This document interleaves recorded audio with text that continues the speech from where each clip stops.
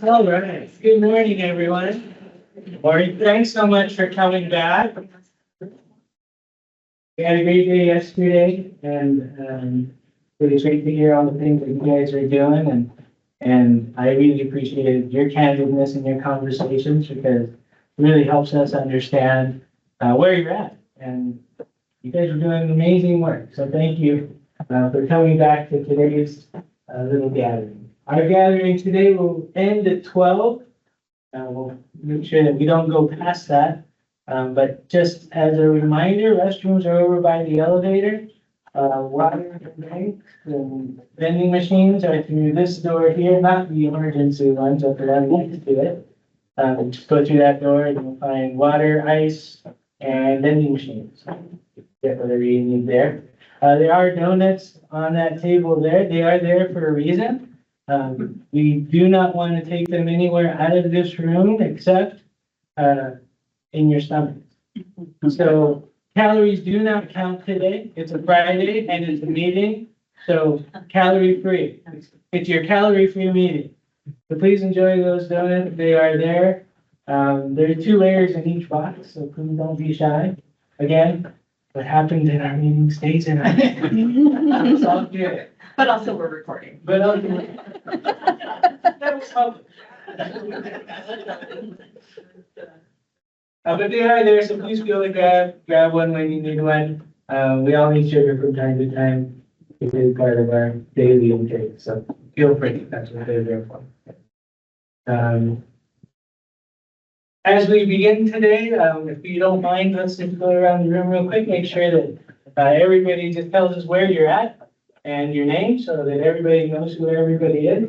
Can we start over here, Hassan? Sure. Chris Sullivan, Director over Utah State Correctional Facility, brand new facility just right down in Salt Lake over by the airport. Welcome. Ina Surzante. Mo Horizonte, Director. Do you want to explain it? You can. Mo. Good to see you. Mo will take care of it. You know what they did anytime you ask him. Jen, in Washington County. Me, English Skills Learning Center. Danielle, USPE. Hi, everyone. And Hatch, we were to let. Andrew Woodring, Waiver Development Director. Kathleen Carter, Grantee Development. and Tanya, Adult Education, Alpine. Marcy Davis Adult Ed. The reason that put David spelled in. Anna Dawkins, you went to Adult Ed. Skylar Stites, you in a county jail. I'm glad they let you have. Good behavior, one pass. Sherry Bodley, Asian Association, ESL Director. Next year. Peter Grover, someone. Just Amber. Great timing, great timing. And then you know our team, but if you wouldn't mind just. Yeah, Alex Sellerman, USBE. Adams into Adams and Sorry, I'm in code right now. I found 2 errors. Nobody. It doesn't affect your guys' code, just affects our reporting. Stephanie, USB. And I am Jeff Bojeda, and I am the newest member of the Adult Ed team. So thanks for your patience with me. I started on July 1st. Before that, I was the McKinney Vento and Migrant Home Director or Specialist here at the state office for 9.5+ years. So I've been at the agency for a long time. And had the opportunity to work with those 2 programs. Before that, I did a Title III, in K-12. And then before that, there was a position in the office called the Minority Achievement Specialist. And I was hired in as that person and worked with at-risk programs that we've been supporting the state office for a couple of years before I moved to So with that, we're going to go ahead and jump into our meeting. Our first trick of the day is Adam, actually. So we're going to turn the time over to him. He's going to tell us about data and what to do with it and how to do it. Okay. Oh, this is the middle screen. That's okay. Yeah, it was flickering. We No, didn't want I didn't. anybody, have anybody seizures, so that'd be bad. Okay, all right. So many of you guys know how to enter most of the data inside of the system. You guys have a very unique population when we come to our federal grantees. These are our 5 grantee populations that we just need to make sure we're collecting the data on correctly. Steph and I just barely finished entering most of the data for last program year, and we have seen an increase. So thank you guys for doing what you need to. When we have programmed UASIS, we wanted to also make sure that we still feel we're underreporting some of these areas. It's just kind of the way it is with a unique population. You may not capture everybody, someone may move in halfway through the year, something might happen. And so what we've done inside of UASIS is we've programmed in certain flags on certain locations that is, assuming you still continue to mark those ones correctly, will be our kind of catch-all on some of these students, so that when we do report next year's set of data and the year after's, our numbers are gonna look more accurate on what we're actually doing with the federal money that we're granted.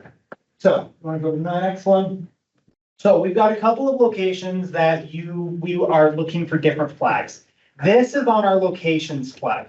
Oh, sorry, it's a little small. You know, as Steph said, slide up if you can't see. So on this, when you build a location, and this is not anything different than what inside of the old system was. You got these 3 flags, your incarcerated, community, correctional, and other institution. What you'll do is if the entire location is one of these 3, then you will mark that flag. What will happen is when you add a student to a class inside of this location and you have not marked the student as a correctional student, this is a catch-all flag that the student will then be appropriately marked.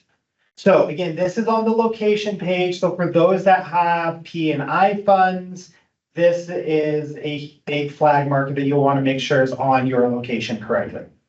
Marcy, you. I'm just puzzled as to where I find the location thingy. So go to classes, up at the top, go to locations, click on the location that is your correctional fund or your corrections, and make sure that this is marked. Everybody has computers pretty much. How about if you actually take a moment and look at your location Yeah. and correct where they're appropriately flagged? Because Because you're just looking at the ones that are specific to, you know, only one I have. corrections. So this is your class. Right. Yeah. Location, we'll go with Davis County Jail. It's already correct. And we pulled this information from Utopia. So if you have it marked in Utopia correctly, then it should be continued to be marked. I just know that sometimes programs build new locations for new years, and we just want to usually do a double check. As part of my end of year process, beginning of the new year process, is just double check, make sure that everything is set up for the year. Okay. Chris, all of yours are gonna be flagged regardless. Yeah. And our CUA doesn't get funding, so. Stephanie, would I mark Red Barn as other institution? Red Barn B. Yeah, I don't think they're technically a community correctional. Well, I think we've had Red Barn as another institution. I think we've had that conversation before. And I'm trying to think of who else has. Yeah, because they can't just walk away, but they also have Washington, bars. correction.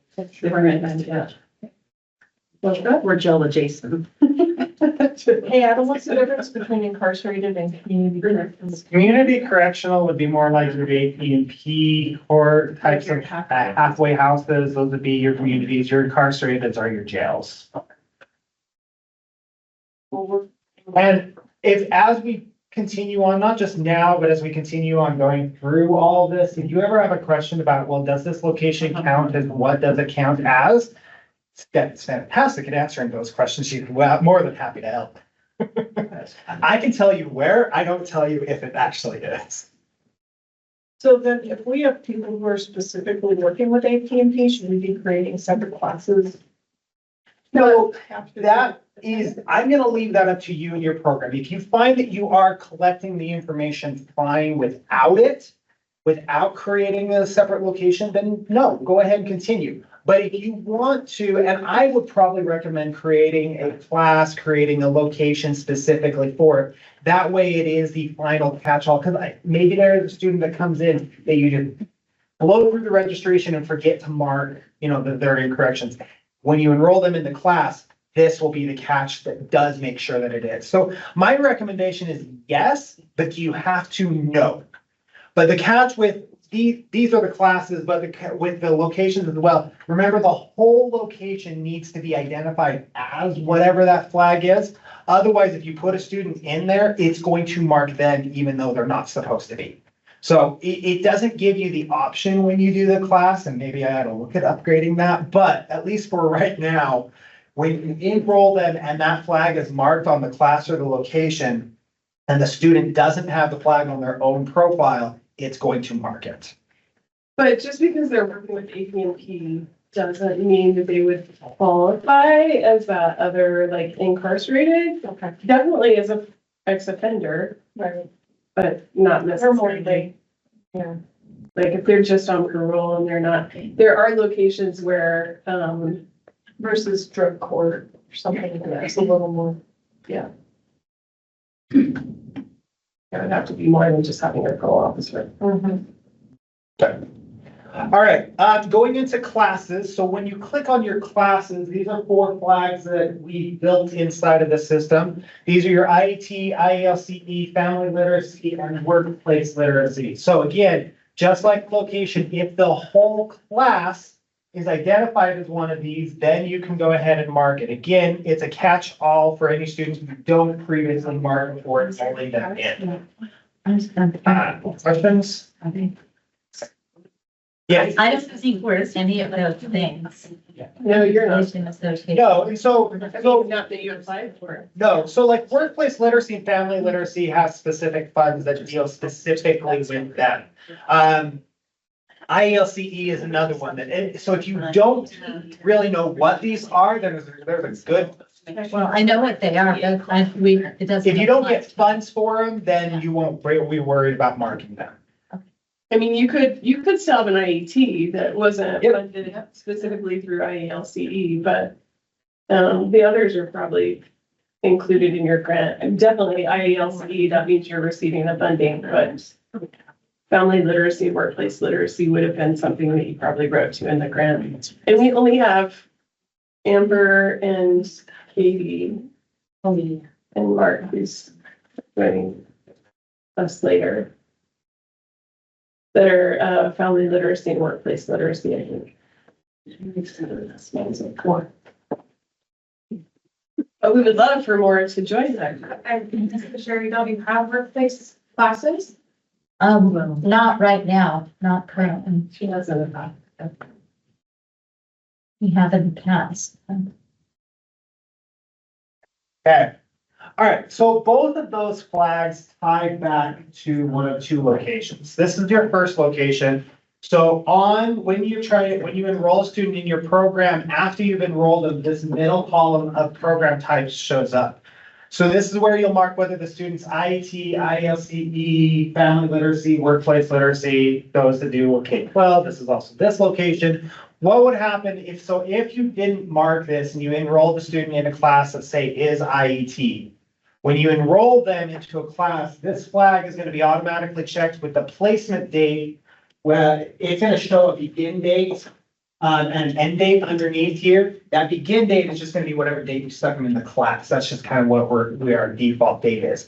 So if they're done with IET, but yet not done with your program, this is where you'll come and remove them from it. So this is where you both add and remove, but this is also where you can see those flags. Also on the student's homepage, if they do get marked as one of these other program types, it does show on the student's homepage on that side. It'll show that they're with IET, with IELCE. So that way you don't always have to come into this page. Also, I believe it's in our program enrollment section, just underneath the header. You can see all the history of what they have been enrolled in. So you can see whether the student was IET at some point. So that's the biggest thing that Alex and I see as we come out to program reviews is that maybe we missed a student. Maybe we missed a couple of students. Before it used to be we missed a lot of students. Now we're not missing so many. But this will also show, say, oh, did I actually ever enroll them? And yes, you can see whether you did. If you forgot, that's okay. Come in here, click the checkbox. You can add both a begin and an end date at once. And say, okay, the student was an IET during this period. And it essentially enrolls and separates them from this program type in one go.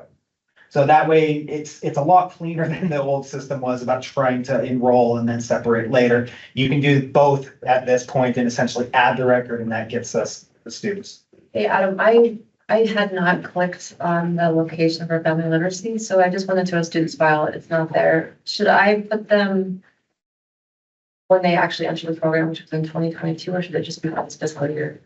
This is fiscal year. You'll only be able to go back as far as, as early as this year.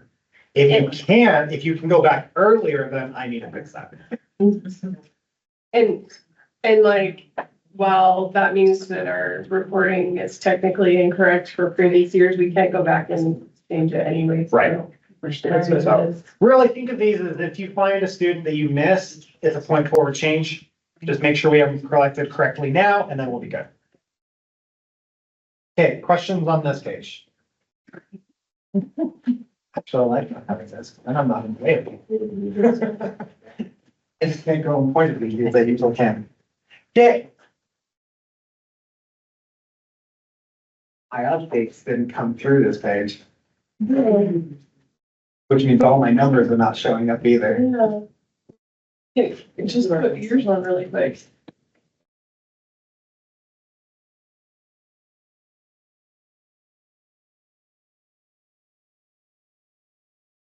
All right, sorry for those that are online, you're gonna miss some stuff.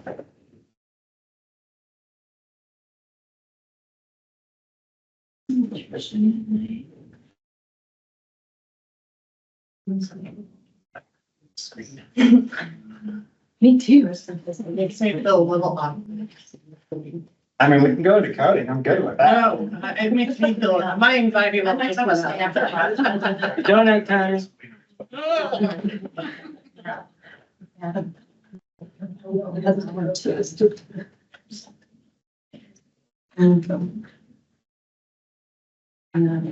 Which classes? Yes, the biggest class. I don't know, see.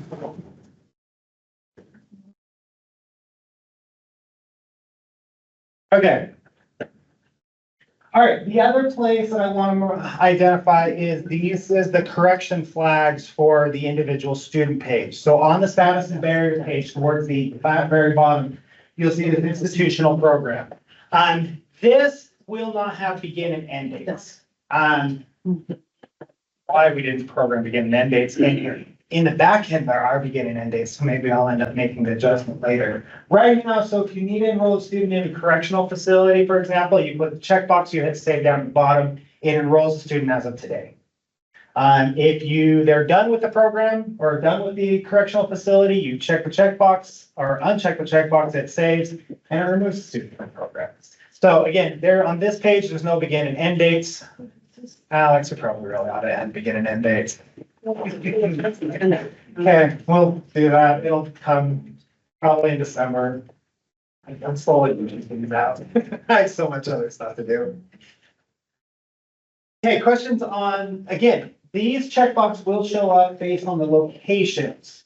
So if you add a student to a class in the correction locations, and the student doesn't already have an active flag, the flag will be changed or added to the student's record. Okay. All right. Now that's where to add all of that. Now, I have a question for you guys. Pop quiz time. IELCE students, does anybody for that have IELCE? Because they're the ones I would expect. Which report would you find IELCE students on? Table 3. Good. I'd like to. Adam, IELC students on table. Marcy messaged me earlier and I don't remember what happened, but I have it fixed. Table 3. So for those that have IELCE students, table 3 is your report that you want to do. I am changing the way some of these NRS reports are being displayed.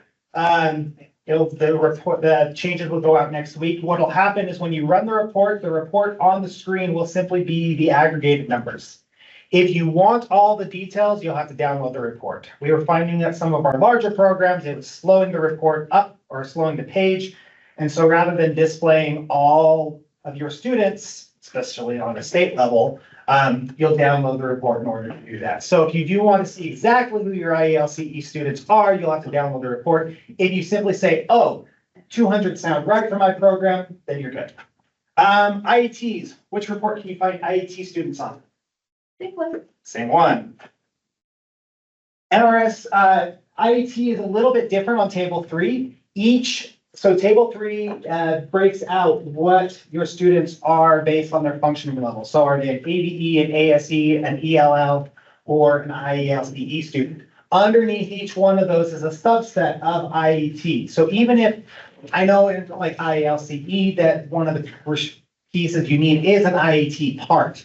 And so a lot of your IELCEs will take part in an IET program, but you can have ABE and ASE students that can participate, but not necessarily in there. This is how you'll find out which of those students are. So it's a subset underneath each one. Don't just try to total up all the side, otherwise you will end up with a number larger than you actually expect. Okay, questions on those first two? Okay, corrections. Where would I find my corrections count on any of my federal periods? Give me a hint. It starts with NRS table. There's only 14 of them to choose from. But definitely on table 4. They are not on table 4. Not to identify that they are a correction. So yes, they'll show up on table 4. Because we put in their address as our jail. That would work. Is it table 10? Table 10 is table 10 shows you your MSG form and any of your post-exit stuff for corrections. But to find your count for the year, the NRS table 6. Down towards the bottom of NRS table 6, you'll see your breakouts of your corrections, your community correctionals, or your other institutions. That's where you can see exactly, did I mark my students correctly? And when Alex and I get the begin and end dates, you can go and fix that down the line. Family literacy. I'm gonna actually group the last two together.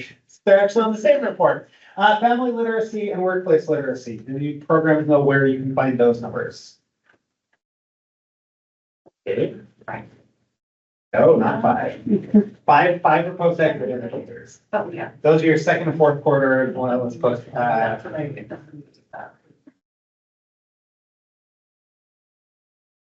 So does this report, the table 6, that just shows everyone who's been in there this fiscal year so far? Yeah. Okay. 8 does the same thing that 10 does. It breaks it out by all your post exits, but to find students for this year, both family literacy and workplace literacy are on table 6. They are just above the correction students.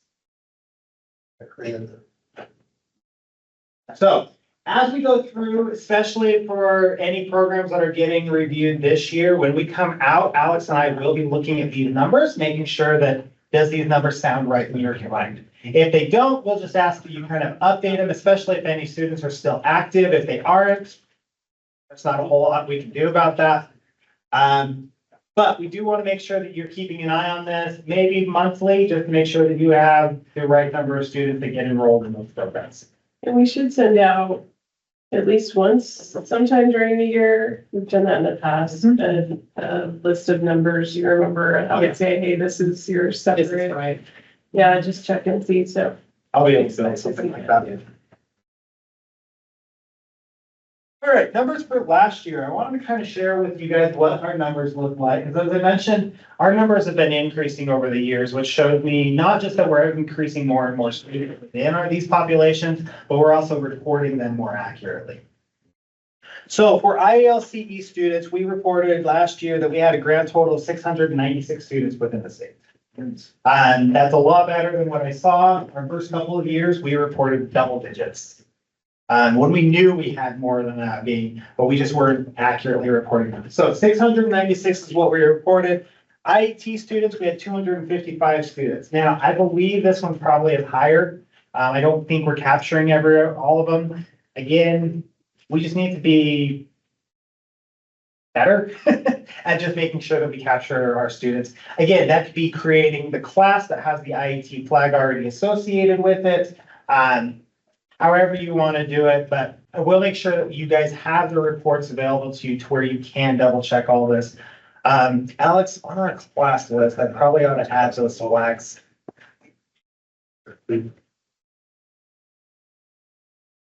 Okay, corrections. So for our correction students, we report, we had 1492 correction students, 123 in community correctional, and 71 in our other institution.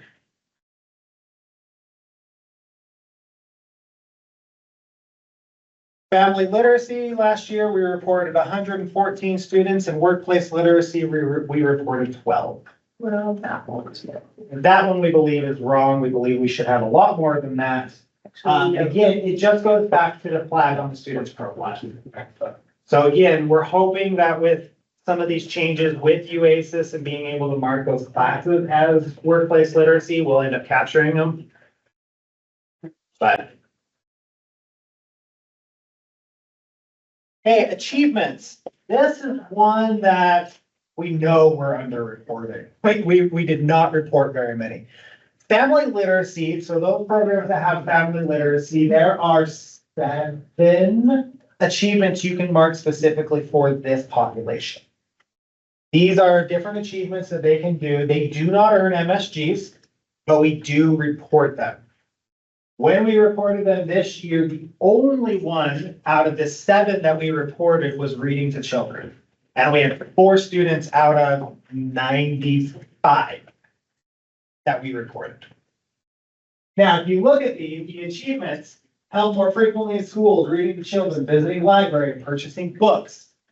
I believe that our students that are in these populations are doing all of that. We just need to be better at collecting that information during and after the students are done with those classes. We don't have a good way of saying this is the best way to do it. You could always do a survey tour in the middle, collect that information that way. Whatever you feel is going to be best on collecting that information. I would love to see this. We believe that we probably should have 70 or 75% of our students will have some sort of achievement. At least that's my mindset. I think that these are basic enough for this population, for this group, that they should be reported somewhere. Like out of 95, nobody visited the librry. That's Yeah. that's unlikely. Yeah. Right? You're gonna share this with us. I assume Jeff will share this. Yeah. Yeah, possibly. Yeah, do, We go. Yeah, you go to the library library. together. Yeah, That would be yeah, 100%. Like, Just freshman graduate, we're collecting all this monthly. in the- Oh, it's just not getting any. So it's just not in here. Yeah, obviously, it's second. Okay, so achievements, so the place to enter these are on the achievement place, same place that you do your diplomas and civics tests. There is an option up at the top that is called the other achievements, I think. Yeah. I have MSG achievements and I have other achievements up at the top. You'll see each one of these, they'll actually be labeled family literacy and then the late name of this achievement. That way it just kind of identifies which population those achievements belong to. Can you add this to any student? Sure, I don't care. I'm only going to report those that are identified as family literacy, but you could start reporting this for every student in your program. I'm not preventing you from doing it. These numbers will also show up on the achievements report as well, so they'll be on there so that you can look through. Katie, you can look through later and say, is this number what we're looking at? Okay, the other one that I wanted to talk about is our IET students. Now, these are not the IET MSG achievements. Those are different. These are other achievements that our IET students can achieve. Achieve citizenship skills, voted or registered to vote, and increase involvement in the community. We reported one. You can see which one that we reported. We reported a denominator of 255 students. And again, we know like some of those did become citizens, right? So like, that's just underreported. So we just, Doing it. I think part of it is that this I'm not gonna say that these are new because they're not new. We've been reporting them for years. But I think in our SIS and our mindset, these are not something that we have ever turned around and reported to NRS. And so we just need to get into a habit of, okay, when I'm done with the class, towards the end of the class that you're teaching this, maybe you give them all a survey and say, okay, what did you complete out of these? And that's your documentation for what they've achieved. If you visit the library on a regular basis, that's 100% in that classroom, go and mark those all for those students. So. Community activities, what is that? I'm just wondering if people are dual enrolled. See, to me, that one's kind of, Helping in their child's school, going to the job fair, I don't know what. Yeah, because most of them Yeah. are. So, we can have further conversations about what counts of all of this and what would we consider an increase in community activities? Like for me to increase my own community activities, it'd be really hard. I'm already involved in sports, I'm involved in schools, so how would I be involved? For me, I would have to get more into the political side, and I don't want to go there. So for maybe every student, it's gonna be a little bit different. Some may say, well, I'm not doing anything. Well, maybe can you coach your soccer, soccer teams? That's their increased involvement. So every student, again, there's no set. There are a lot of students doing this. Yeah, and so Especially as they improve their abilities. Yep, so we just need to identify these and then report them. And I think we'll be fine. Yeah. So, hey, questions, thoughts, comments? Have a lot, but I don't know if I have everything. Just throw 'em out there. Well, like I was looking at, I think it was the 2 slides ago when you were talking about, the one back. Family literacy? Yes. And so that is part of the curriculum that is happening in our ESL classroom. So would it be better in your guys' perspective, to mark the class as that from the get-go? So that is literacy? If every student being enrolled in that class would be identified as family literacy students. Because they do that, that's part of the curriculum that our teachers do. Go to the library, we, like all of those things. Well, but family literacy is specific. We're not a family literacy grant, but No, it doesn't have to be a grant, but the program itself is like, Yeah. IETA has specific components. Right. If you're doing a family literacy program, even without funding, which we did. it's still market. Yeah. So we have to meet the criterion in the family literacy. To mark. Yeah. Yeah, that is marked that. To say that your class is family literacy. Could you put these achievements on even if the student wasn't in a family literacy class? Yes. And you can run Yeah, you can run. you can run a report and see that it wouldn't show up as- Are we gonna report them federally? No, because the student themselves is not marked. So the way these achievements will show up on federal wise is the student has to be identified as a family literacy student. And then I'll show the achievements. So you could have 300 students that are Reggie children, but if you only had 2 that were identified as family literacy, I'm only gonna report 2 from your program. But ESL is Yeah. inherently doing some of this, but that's not focused for ESL. The focus is the raising the literacy That's of why I was. that student. I love Markets it. for every student. That's not a bad thing. It could be good for advocacy at some point though, right? Like if everyone started putting in. And then we could say, you know what we know is that 95% of our students are reading to children. Yeah. That's even though we're not reporting it to the feds, right? Could it be useful in other instances? For local Yeah. advocacy, for funding. Absolutely, Right? yes, and raising the awareness of what adult education does, right? Anyway, so even though we're not reporting it federally, because those are specific constraints, you can collect this, you can run a report to identify, it could be useful to track that. More Yeah, broadly. the achievements report will identify all of these on both this and the next slide without the student having to need that classification. Yeah. Yeah, that achievements report simply says, okay, between the beginning of the school year and today, who's made an achievement? That's all that report looks at. Doesn't care whether they're active, whether they're reportable, whether they are a participant, does not matter. The only restriction is state range and do you have one of those? That's the only thing that's changed. So, but I mean, for the purposes of this meeting, the requirement is that if you have a federal literacy, you should be Right. purposefully and intentionally collecting it. Everyone else, it's a tool. Okay, so I have a question. So I had a student who, during the summer, July 5th, became a citizen. So I went to his student thing on here, and I went to achievements. There's a civics test. No, it's not the Utah achievements, it's the other achievements. There's a second tab called other achievements. Oh, okay.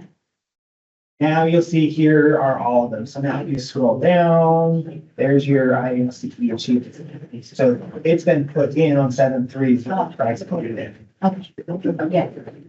It's right. So it's always on it. Yes. I told her. So. Yep. Yeah, so again, these 7 and the next 3 are all on that other achievements tab under achievements. It's not on the MSG one, it's not on the Utah one. It's the middle one that says other. Okay, other additional questions?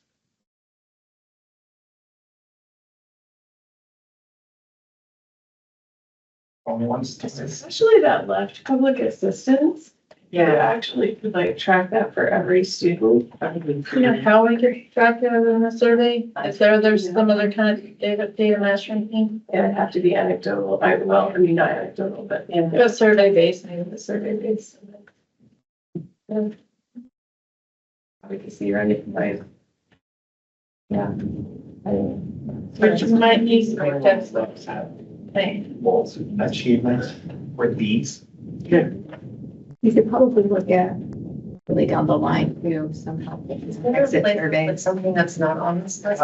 Survey, Better like read. I'm planning to get surveys, but And we always in talk the about next it. 6 months. Yeah. But I'm wondering. You have to do comments, like there are comments that you can. Achievements to where it gives you a list of students that were active in your program. Enter the But date, it's not. which achievement. There's not like. Seems like the separation. Achievement. Similar to the separation. Yeah. But in. Well, I I'm think you thinking can run a that report. you're not gonna have all, of them. You have the It'd be options at the interesting to top. have this part. So achieve citizenship, here are the 7 students that I'm gonna find, here's the date they get it, and go. We were starting to track that. But I only wanna do it to the others. It I was don't easy to do on here. across any of the MSG ones. No, Get the diploma. That's what I'm afraid of. and you know, we were just, I mean, to the income piece, we were just running reports and our median income last year was like 5,900-ish, I think, and this year we're up in the 6,400. So that's good. So we've increased, but it's interesting once you start breaking it down by population. Yeah, Really? Our white White's gonna do population well. and multi-race are our 2 lowest populations, in American Indians. and American Indians. They're. Those are 3. Asian. Asian and Hispanics are our 2 highest.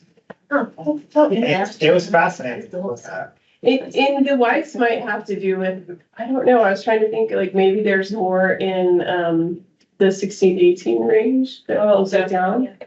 Yeah, That 16 to 18 is one of our lowest, Yeah. followed by our 60 pluses. Yeah. Do you disaggregate the correctional facility? No, not for our state ones, but you could run the same Mhm. table, right, and get your data. Yours might be funky because it's software. I'll have to play with that one a little bit. Oh, true, because of the reporting. Yeah, Yeah. I Because you're need to do a looking couple of backwards. things. Yeah, I need to do an if statements in there for running full South Park as well. I forgot about that one. Okay, anything else? And Amber, you should push that as an enhancement. Like the achievements, having like a one that you could enter and open, like you And could. other? Program So, specific. okay. I know, I'm I gonna- record the run. I'm okay. The funny thing is Alex and I already have an idea about that one. It's not under the achievements. eventually, and this is probably a year more down the line, we're gonna create a whole counseling section inside of UASIS. One of those that we're gonna one of the things inside of it is going to be a goal. It's gonna be a free open text field form that you'll be able to set. So you can say that, you'll be able to have an optional end date that you can do, like when do you want it to be achieved by, and you'll have an achievement date. But it's all gonna be, we're looking at putting it under, Alex had this idea when we first when we were first debating on how we wanted to do stuff inside of UASIS. She's like, I'd love a counseling section in it. And I'm like, that'd be great. It's not gonna be day one, and it's not gonna be day 6 either, but I'm gonna get it down the line. But one of the things we wanted to do was to have that piece to where, because in the old, for those that remember old Utopia, there was a goal setting section that you used to have. It was certain ones were required for every student, but there were a lot of those, like some of what these achievements are. Wanting to do, not specifically this one, but citizenship, those were goals that were set. Well, we want to take that same idea, but allow students where if their goal is simply, I want to attend class, every day for the next month, let them. There's nothing inside of the system that says that they can't. And then you can have a counseling session with them later and say, did you achieve what you wanted to? Yes or no? If you did, congratulations, we'll put an achievement, mark it as yes. It's not going to do anything but increase the students' yes, I did what I wanted to. So it sets those baby steps that allow them to graduate, to allow them to get to some of these other MSGs that we're looking at. So that's why I chuckle, is because like Alex and I already had an idea on how we wanted to run that. We were not going to tie it into achievements, but tie it into counseling and having goal setting there. That's the only reason I chuckle on that. I'm like, no, I'm not, I'm happy to program stuff, but when we have an idea, I'm like, I like that we're both on the same mindset where it's a free open text field, but I'm going to change where the location. Maybe, will we be able to achieve goals in the achievement section? Maybe we'll add it as a new tab and it pulls different information, but a lot of it will all be based underneath a counseling section that you'll see goals, you'll see meetings, you might even be able to make notes, or in fact, one of our things is just making notes. I have a counseling session, I'll sit for 30 minutes. I'm going to type notes as you and I have a conversation. That way, when you go back, oh, we had a conversation here. This is what you talked about. Let's put it in. We don't really have any of that. Yeah, I have a title for you. sure. So in our district, we call the overarching goals WIGs, wildly important goals. Can you title it the GOAT's WIG, please? Done. Oh. It'll be in our ticket. Yep. Written down, solid. The title will be priority 1 of that section. Say that again, wildly Important goal. goals. And there has to be imagery. Yes. Yeah, we'll have Gertrude, beautiful wig, right? And you have to count, yeah. Oh, yeah. I don't know if you want to turn you down every time you load that page. Yeah. We'll see every day. Right? Or maybe it is. So- Then if it is, it should. We don't need to change the goal. Ooh. So Bring the people joy whenever you can. for those that don't know, and a very few select knew this, in the old Utopia. You have to be a state person to know. No, there were some, Alex knew of this. Did. So those that know what the Konami code is, it's an old video game cheat code. I had programmed in the Konami code into Utopia, the first Utopia, that when you did that, a picture of Batman would show up. And to get rid of it, you would refresh the page. And so it was one of those fun things that I had a couple days left. I figured out, I'm like, because I was working on something else that was listening for like key triggers, and I found a key trigger for the Konami code and programmed it in. So yeah, you program it in, and then a big picture of Batman would show up, override everything, and then you refresh it and it goes away. There's something you did for the state too. Yeah. SpongeBob's imagination. I did that for Marty. Yeah, I have fun when it comes to programming. I'm like, oh, that would be a fun idea to put in there. And so as we continue on with UASIS, there might be one little, There's gonna be Easter eggs. oh, there will be plenty. We're planning on introducing Gertrude a lot. Goats everywhere. Uh-huh. So, okay, turning back on the track now that I've taken 40 minutes. You guys have any further questions? Okay, All right, Jeff, I'll turn it back over to you. Thank you, Adam. Can we please give Adam and Alex a round of applause? They did so much work for that.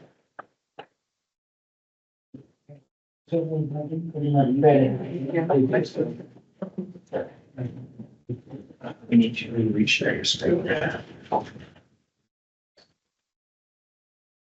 So as part of my work with McKinney Vento, one of the things that I was able to do is actually work out an agreement with UHMIS, newcomers, what they call themselves. And what they do is they collect, well, it's a repository of community services that families receive. And we haven't had this conversation such a bit. If there is a use, in order to be able to look up that information, to be able to calculate some of your data, that might be a question that we can begin talking to Robert about. And he would be over that now. But if we can grant you guys access, then you guys have the ability to look up a student and look up any community services or any health services that they've received during, That would be nice. if it's been community at all. Yeah. Whether that's mental health or whatever. So if that's helpful, then we can begin that conversation as a way to do that. So we piloted it with the Willow School District, and they use it quite frequently in order to make sure that they're helping them meet kids' needs. And if they have services already, then they're not wasting their time trying to double up on those. And so it's been really helpful for them. So that might be something that we can make as well. As we are talking about federal programs, sorry, I'm showing off. Yeah, you can. As we're talking about federal programs, it's important that your data is complete. And the reason that I say that is not only because of the federal component and the requirement under the law to be able to do that and to keep receiving your funds, but also because it helps you. And I realize that some of us aren't data managers and aren't necessarily great with data, but you do have people hopefully that you can work with, and at your sites that can help you look at that data and really understand it.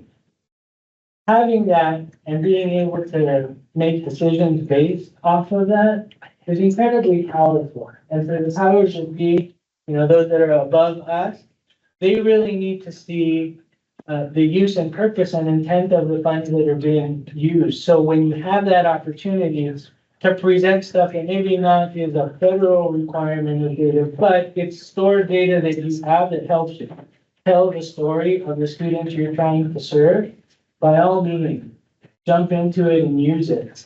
Right? It can only be beneficial for you, whether those numbers are low and you're trying to increase them, or whether they're high and you have a real need for additional funding.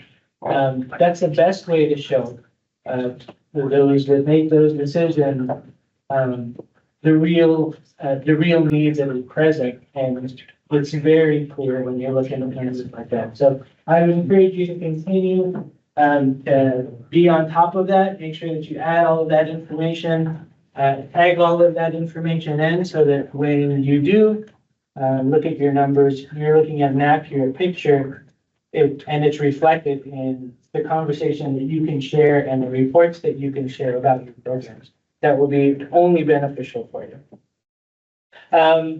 Our next little portion here in discussion is coming from the Integrated Education and Training Design Toolkit that is out. The Department of Ed published this, and so what I'm gonna share with you now comes from that report. We do have, at the bottom of that, you'll see it says link, click here, and that is a link to the actual document. So when you get this presentation later on, you'll know that that's where you can get this information as well as a whole host of other information. It's like if I remember right, it's like a 45-page report. And we're gonna read every page right now.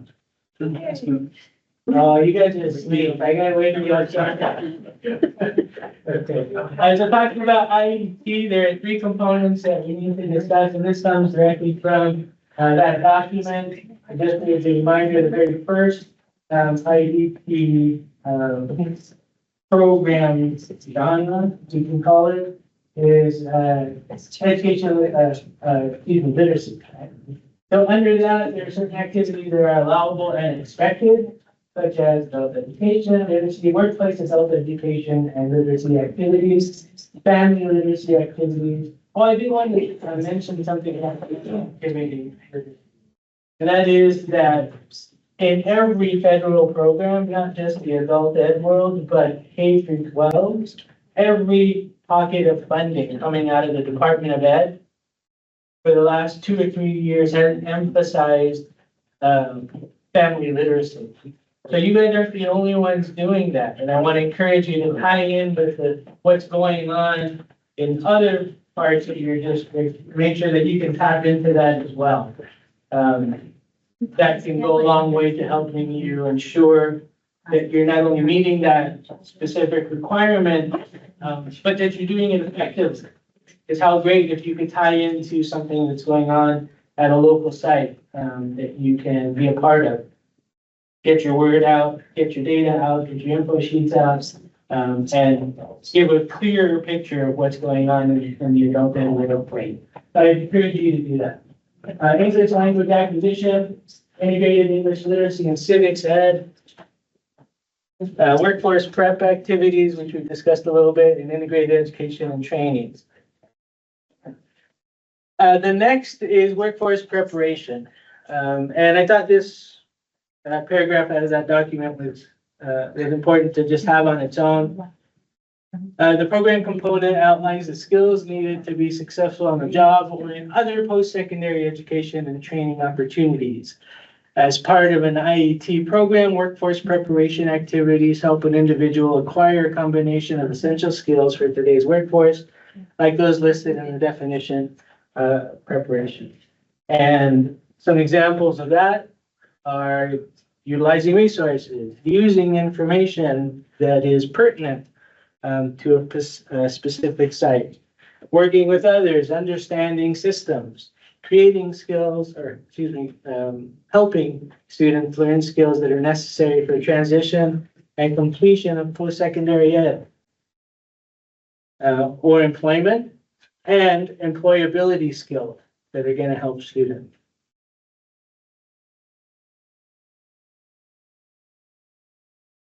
And workforce training is our third, right?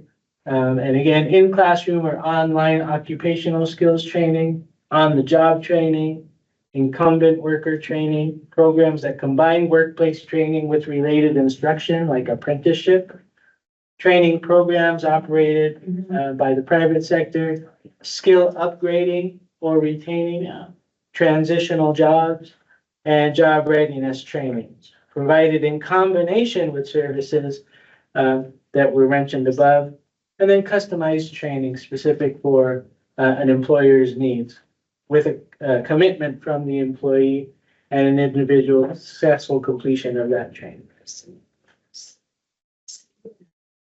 Any questions about any of those? No? As part of that this document that got this information from, there is self-assessment, and we're not going to read all 60 pages of it. We're just going to go through just a few points. But as we go through your presentations today, which is the next part of our meeting, keep these in mind. Okay? And as you think about how you reflect on your own program, again, keep these in mind. These are meant to be questions or tools that help you understand your program better and whether it's matching with federal requirements. So it's a great way to balance. This is what my program looks like. This is what it's supposed to look like. Where am I? Am I in the middle? Am I on one side? Am I on the other? How can I get to where I want to go? So the first questions that come up with that are that we have a process in place that helps ensure that IT programs develop and meet regional needs, are feasible for us to implement, aligns with our program goals, and leads to the outcomes that we and our learners need. We gather information about IET policies and local career pathways, activities to ensure that we develop IET program opportunity that complies with state requirements. We make sure that we understand which industries and business are hiring provide employment that pays good wages, and are challenged to recruit skilled workers needed to meet industry demand. Three more here. We take steps to understand our potential pool of adult learners and their needs.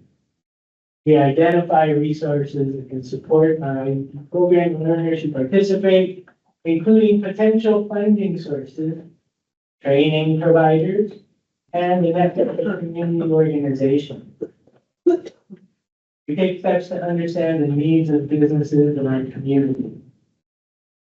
And we consider the range of potential training providers, providing partners available.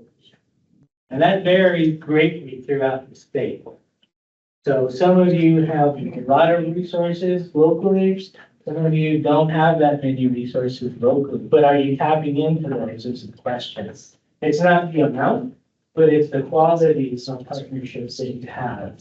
So you should be looking and working towards those types of things. And with those questions in mind, again, as we go through the presentations that you will be providing to us, keep these in mind and compare and think about your own program and how can I answer or can I answer these questions? And if not, then what do I need to do or implement in order to get this? So with that, our next trip will be to hear what you guys are doing in your program. And so we can begin. I don't have the agenda in front of me, so. I'm there. Sherry, come on up then, Sherry. We'll get you all squared away. Awesome. In the meantime, have donuts. That's why they're there.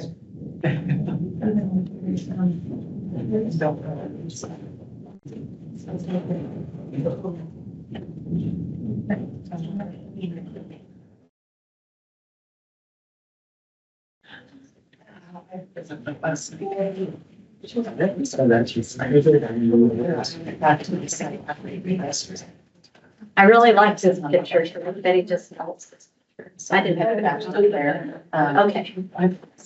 So I am Sherry. I'm the Sherry Bodley. I'm the ESL director at Asian Association. First of all, just explaining our name a little bit because we get a lot of questions and curiosity about that. The reason we're called the Asian Association is because we started clear back in the late 70s, soon after the Vietnamese War, and a lot of refugees from Vietnam as well as other countries in that area were coming to the United States. And that's when our agency started.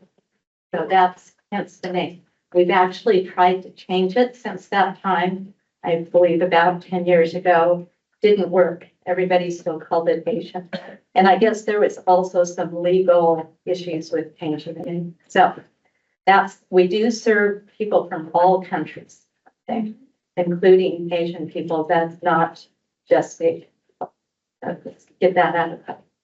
Okay, so this is an orientation that one of my teachers developed that we're using for our new students when we have orientation and registration.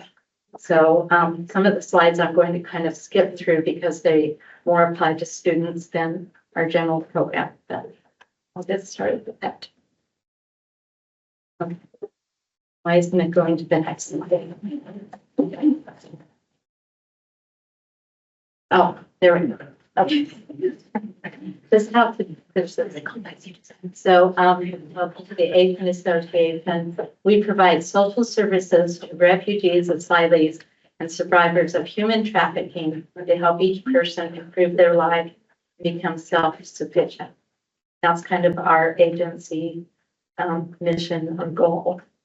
This picture here is very interesting. The woman in the middle with kind of the gold headband is Hamida. She was a worker at our agency, and she had this group, and she's a native Somali. She had this group of women. It looks like, I think there was 8 or 9 women who had been here in the country for a while, I think 5 to 10 years. They all had kids. None of them had had any education at all. in Somalia. They all wanted to become citizens. So we put together a program. She did the most work, and I just kind of did what she told me to do. But the program was she would teach them in Somali. I would do the English part. So teaching basic English speaking, reading, and writing skills. And the whole goal of the class was so they could pass the test, the citizenship test. And they all did, which was considered out one of the highlights of my whole career that I've been a patient associate. So you can see they're all holding up their certificates, very proud and happy about that. So this one thing we've done. Okay, what we offer.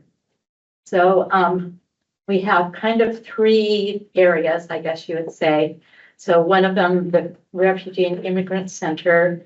Under that area, we have social services, youth mentoring, which we have a mentoring program, parenting program. We have parenting classes that are taught in students' native languages.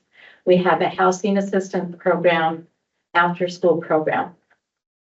So I'm just going to go over these quickly, but human trafficking support is our next area.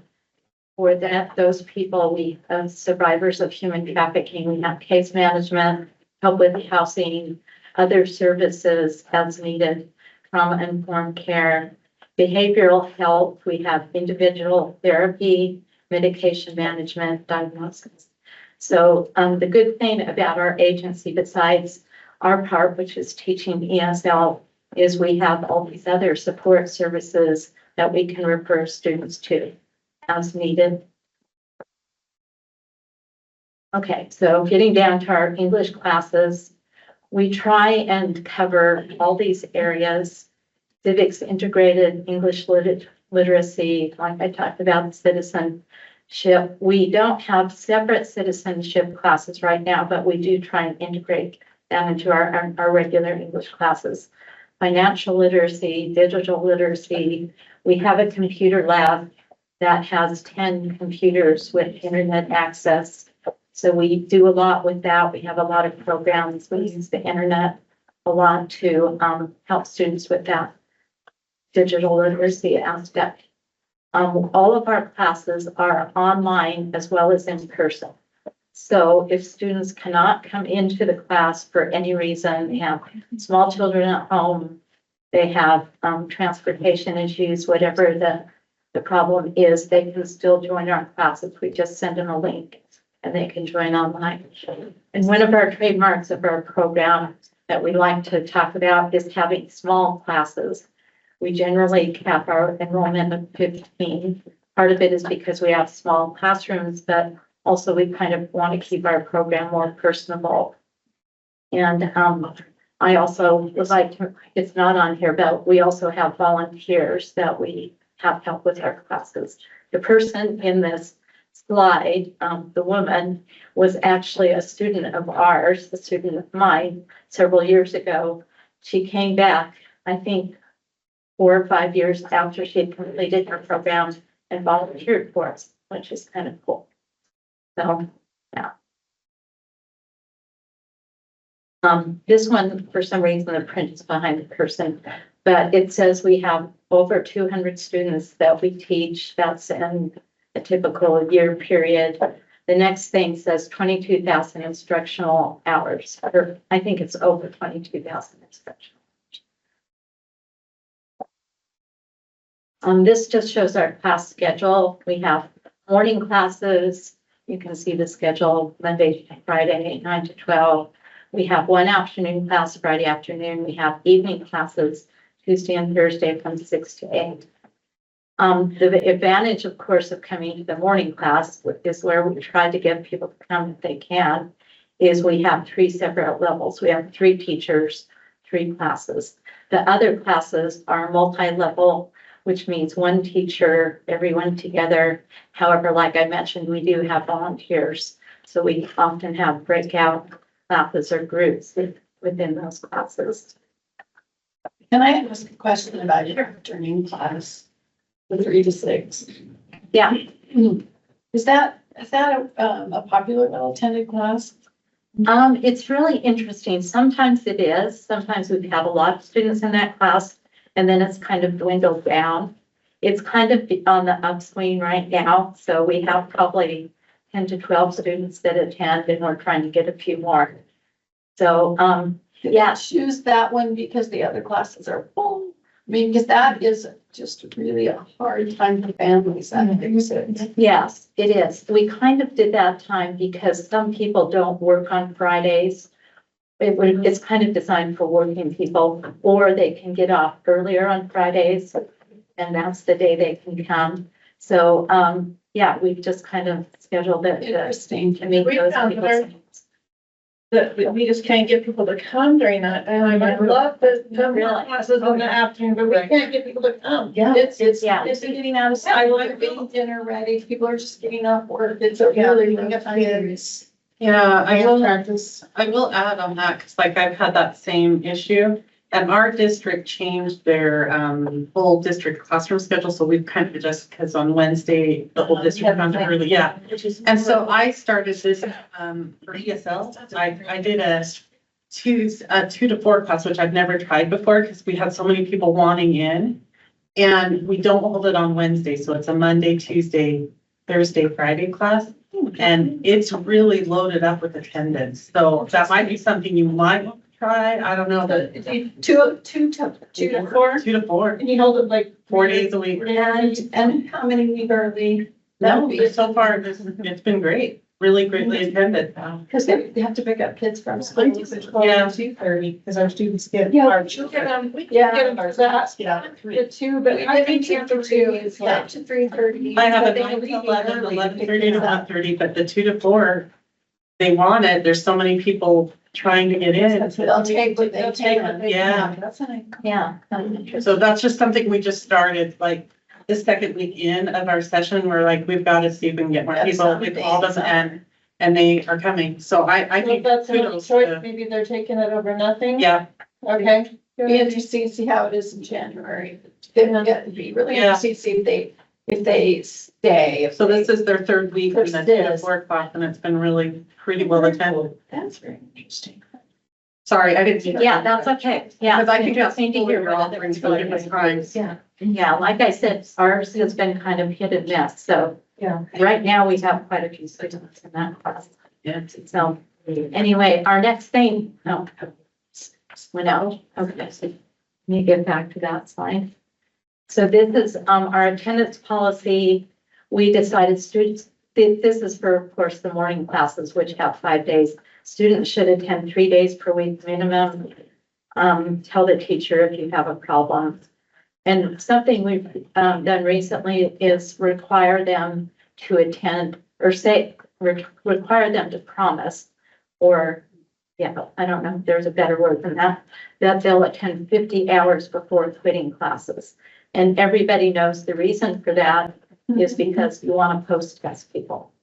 And that's very important. So we try and emphasize that when they register.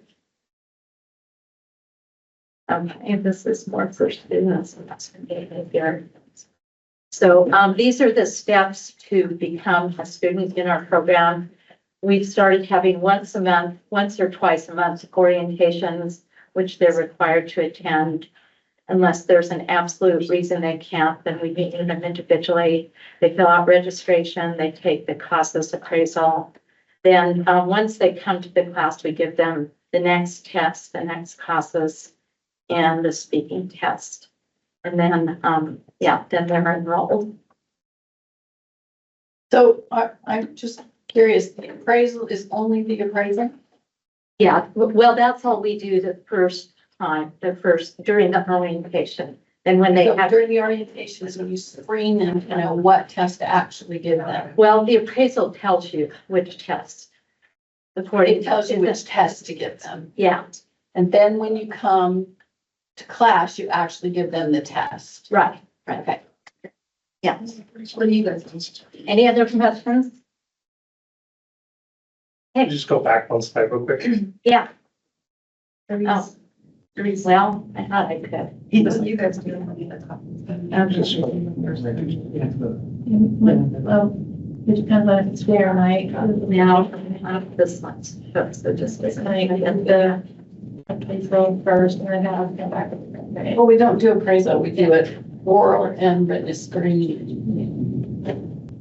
Right. And then when they come, we put them into 1 of 3 tests.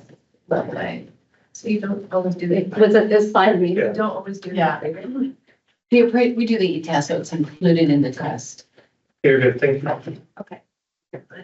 Hi, can we give Sherry a hand, please? Thank you very much. Our next, program is UNTA.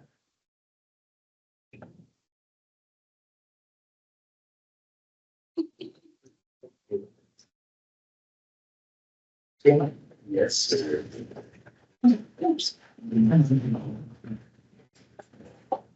Even something.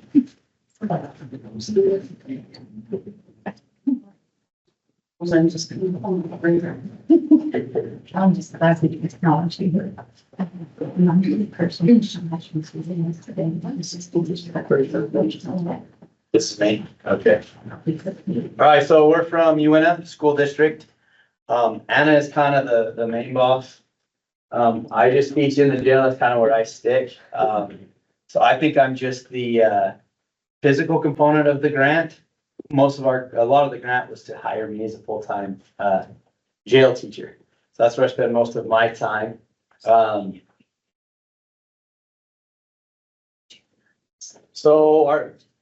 We actually have 2 grants. So we have the jail grant and we have our ESL grant. So he can speak mainly to the jail grant. So we didn't go through this together. She's been out here. She was at the meeting yesterday and I came out yesterday. So we do the comprehensive adult education to help literacy levels, high school completion, career readiness. Being in the UNF basin, we definitely have a unique career goal for a lot of people, being mainly oil and gas. We try and help people get to levels that they can succeed in whatever path they choose. English language development, career readiness, post-secondary employment as well. We do try and push that with technical college, traditional 4-year educational institutions. For the students that can't get out to the technical college and we don't have technical college coming into the jail, we use the technical college. They have a whole system of determining what programs to offer based on what careers will be available after graduation. So they eliminate any programs that you cannot become employed in the basin. So we tend to follow that lead and try and bring things into the jail. We've brought in diesel, CDL, do CDL, all the bookwork and all that, so when they get out, they can. they're ready. They can jump right in. And for them, the actual college course, a lot of it will be reviewed because we try and make it pretty intense and go through the same stuff they're gonna see when they get out, so that they're kind of set up for success. But we only offer what's available in the basin, which only is a problem, well, not really, because what we offer is gonna be needed everywhere. But, you know, your state inmates, they release them where they came from, so, but they should be able to take that CDL knowledge or whatever programs we offer and, again, go to a local technical college. And we also talked to them about getting hooked up with VR, but I think that later slide. Comes up a little later. Yep. Yep. So on campus, we do our thing, and then in the jail, we gotta take care of all that. We don't do GED in the jail as of yet. We just focus on mainly high school diplomas. Most of them qualify for that, so it works out good. ESL, I do take care of that in the jail as well. We have on campus. We really they meet with, and it comes up later, they meet with 2 of our aides to get that face to face, and then I take care of that in the jail as well, so that nobody is left out. And we help bring everybody up to a level How are which you they can doing succeed. about getting outcomes from your ESL population as far as being able to have enough hours to test? Post test? In the jail, it's easy. As long as they don't transfer. Yeah, I mean, we constantly fight that, but So Lately- we actually had some ESL students complete. we finished ESL, we moved them from that into ABE. I've got a few high school graduates. For some reason, UNT County's a black hole right now for people in the state system that come, and I've got guys that have been there 3 and 4 years. So that That helps. that's ideal. It is ideal. It's not, it is, it's just a weird, there's certain things about it that are ideal, and then there's other things where I'm like, oh, this is a pain. And it's less than You ideal. have the Lord of the Flies going. Yeah, it's Yeah. something else sometimes. But yeah, lately, a lot of my ESL guys have stayed put. And so I'm able to work with them consistently. It works out. My theory is depending on what's happening with all these, we're gonna ship them back to their country. I think sometimes ESL students get sent to our jail because the other, it's like, they're gonna get sent away at any time, I think is what people think. But then they kind of go to our jail and get lost, right? They kind of get lost. Forget about them. And so they're not, ICE isn't rounding them up and shipping, they're just there. And so we just keep working with them and, and it depends on presidents and, and policy. But are a lot of them federal inmates? Ours tend to be We don't federal. house as of right now any federal, we're only state. I know they've applied to get federal, but we don't have any of them. Okay. Just state and A county. more stable population. Yeah, and we've found as I've been in there longer, if their matrix or when they see the board again is way off in the future, they will leave them because we don't have a ton of programming in the county jail. It's more of a housing facility.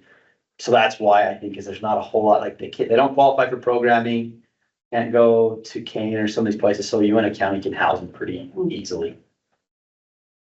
And where are they gonna run if they get out in UNT County? Nowhere.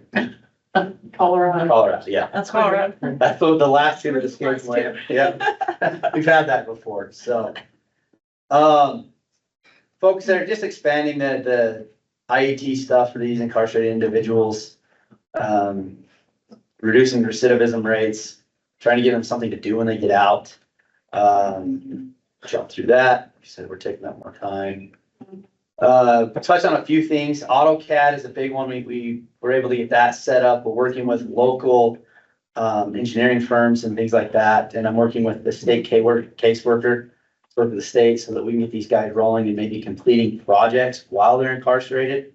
So a lot of them that we house are sex offenders and have height restrictions. They can be, these guys can work from home, make good money and get themselves out of that situation. So that was the big push with AutoCAD. VR, we're working on the grant, it should be done Monday or Tuesday. We want to do a lot more hands-on. We have welding, we go through a whole welding program, but they can't do it. We're working with some to get quasi hands-on with it. And some of those things to get them out, field trips, things like that, and seeing things in the real world. People go through with their 4K cameras and then they put them on, they can experience things like that.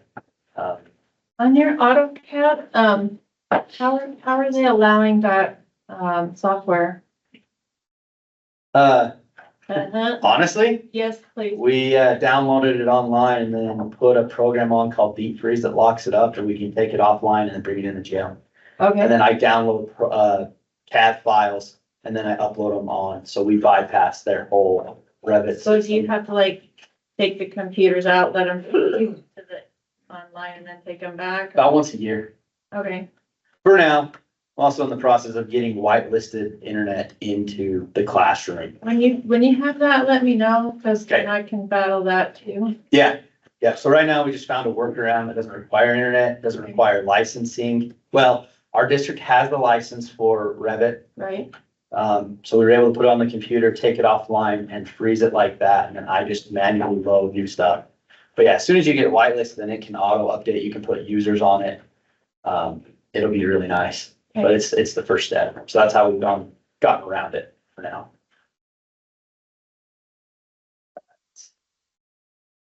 I guess that kind of goes into the individualized learning path. That's allowed me to work with each student as an individual, find what they want, what their career goals. We've got guys that want to do pilots, in VR, some of the simulations, flight simulations.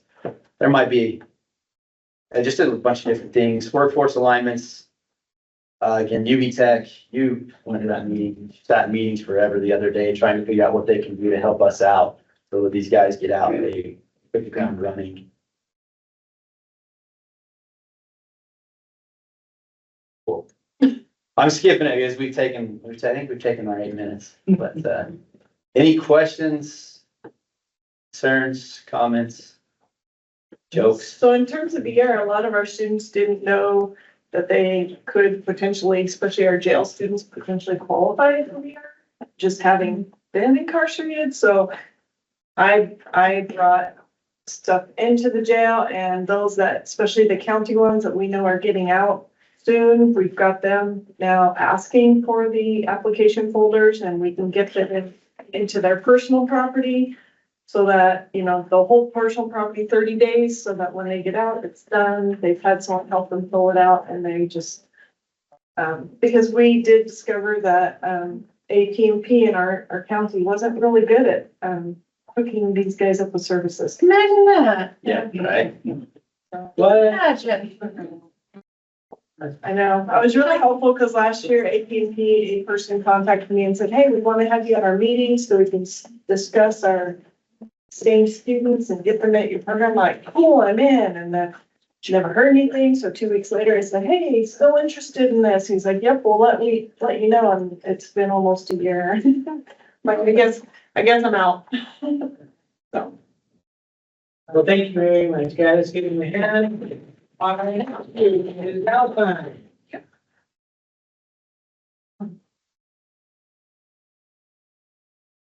I don't have a computer, I just have my printer. So my name is Tania Carrera. I am here on behalf of Pete Bromley. He couldn't come today, but I'm going to talk about a little bit of our school that is focused on helping immigrants who wish to learn English as well as American culture. Last year we have been see a large increase in students compared to the last year, especially in Orange. We have 2 locations. In Orange, we have about 200 students right now. The last school year, 2003-2004, we opened a new location in Eagle Mountain. We start with only 3 classes. And right now, this school year, because of the demand, we have 6 classes for all. So it's a big group in Utah County. And as a team, we have been working together by setting up classes, giving them, give the teachers, provide them with the curriculum, as well as with take a test with them to see the English level. The English level in that area is very low. So we help them to take testing and put them in the different classes that they need to belong, right? The demand for English classes is so high that the city of Lehigh is seeking for maybe 1 or 2 classes this coming year. And Orem and Eagle Mountain, we still can't serve everybody, and our waiting list is extremely high. Every day I receive calls for people who want to study English, and we to put them in the waiting list, hopefully to serve them, you know. The curriculum that we use in Eagle Mountain and Orange is English in Action and Burlington English. And the teachers teach them everything they need to know to get involved in American culture and in the community that they live now. The classes at Eagle Mountain are from Monday through Thursday in the evenings, 2 hours. At the Orange location, the classes are from Tuesday through Thursday for 2.5 hours. For each period, we have 3 periods in Orange. At the Orange location, we also collaborate with Alpine Family Leadership Program, which works with the students' entire family. Their mission begins to build a strong educational environment for families, and we provide the educational part, allowing them to learn English and understand the American culture, because these families are new and lost in the country. Having these kind of programs help them grow as a people and as individuals who wants to get involved in American society and raise children who are going to contribute to the country. How the teachers prepare, they review the curriculum first. They are coming with grammar points. Videos are also great for them to learn English. Students generally like games that involve action and reinforce a concept. Teamwork also works a lot. Our program involves a preschool program. Each week we have a theme to match the children's curriculum. These themes are great to break up a class. Very few curriculums discuss holidays, but holidays vocabulary are very important and traditions are very important for new immigrants.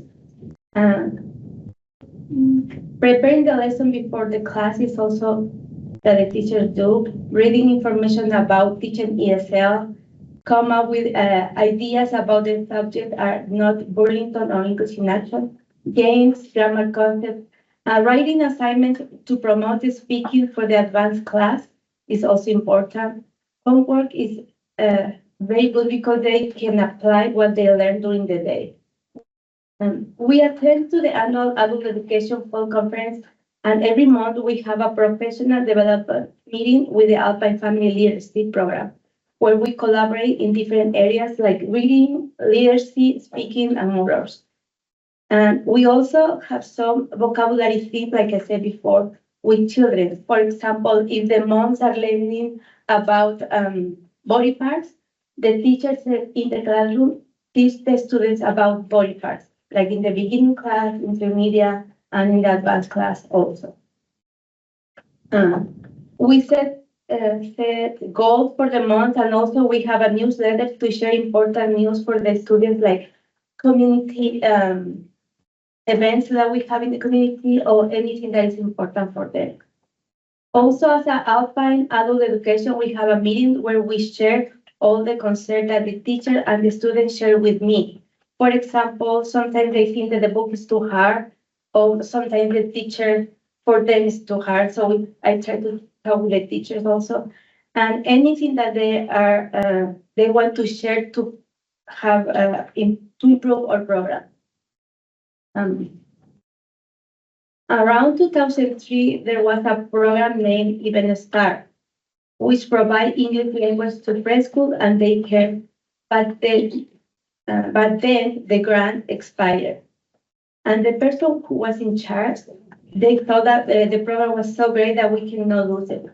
So the Alpine district took it and they made the Alpine Family Leadership Program Tier 1. And then was when Adult Education collaborated with them. I personally think that these kind of programs that we provide to the community help a lot as individual who is lost in the new country and needs to learn the language. In the past 5 years that I have been working in adult ed, I have seen the progress of many students and how they grow as a person. Because believe it or not, if you are a professional in your country, if you don't know the language, you will be like inhibited to do anything. I came to the USA in 1999. With my English in that time was very low. So I have no clue how to integrate in the community, no idea how to find a job that was like at the same level that I have in my country. And I joined the adult program as a student in 2005. And with the help of the teacher, I started to get involved in the community. I learned English. Sometimes it's hard for me still, but I understand everything. And when I'm nervous, sometimes I don't talk very freely. Then I found a job as a preschool aide and now as an ELL coordinator. So, but the most important for me is to understand the educational system in the USA. That way I can help my kids to be a professional and they can help other person. So like I said before, I think these programs help the immigrant immensely. And I know that because I was one of those students and now I'm here representing the school, right? So, thank you. I don't know if you have any questions. Sorry. Did you say your program is looking to expand to Lehigh? Yeah, I hear that. Because we, for some reason, we get every now and then somebody who wants classes in Lehigh, Yeah, and I don't know who to refer them to. yeah, you can refer to us. I'll find out the location. When do you expect to start? I'm not sure yet. He said that maybe, I don't know when exactly. He said maybe, but. Yeah, yeah, we all know, yeah.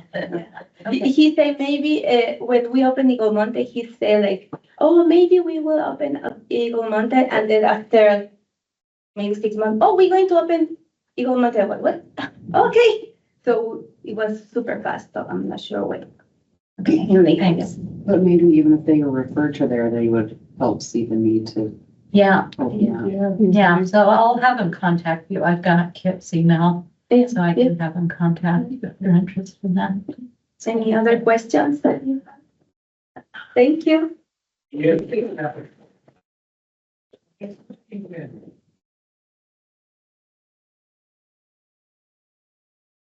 Try to keep this brief. I didn't bring pictures for you, but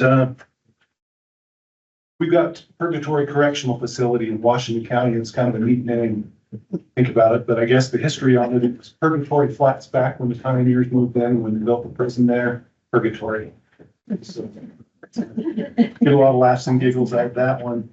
Have a retired Army officer too that worked on our staff. They're amazing, and the part of their career was developing talent, bringing up through the ranks and finding the best in people, and then being very efficient and very focused on how to accomplish tasks. So the software that we have in the adult ed, we rely heavily on technology.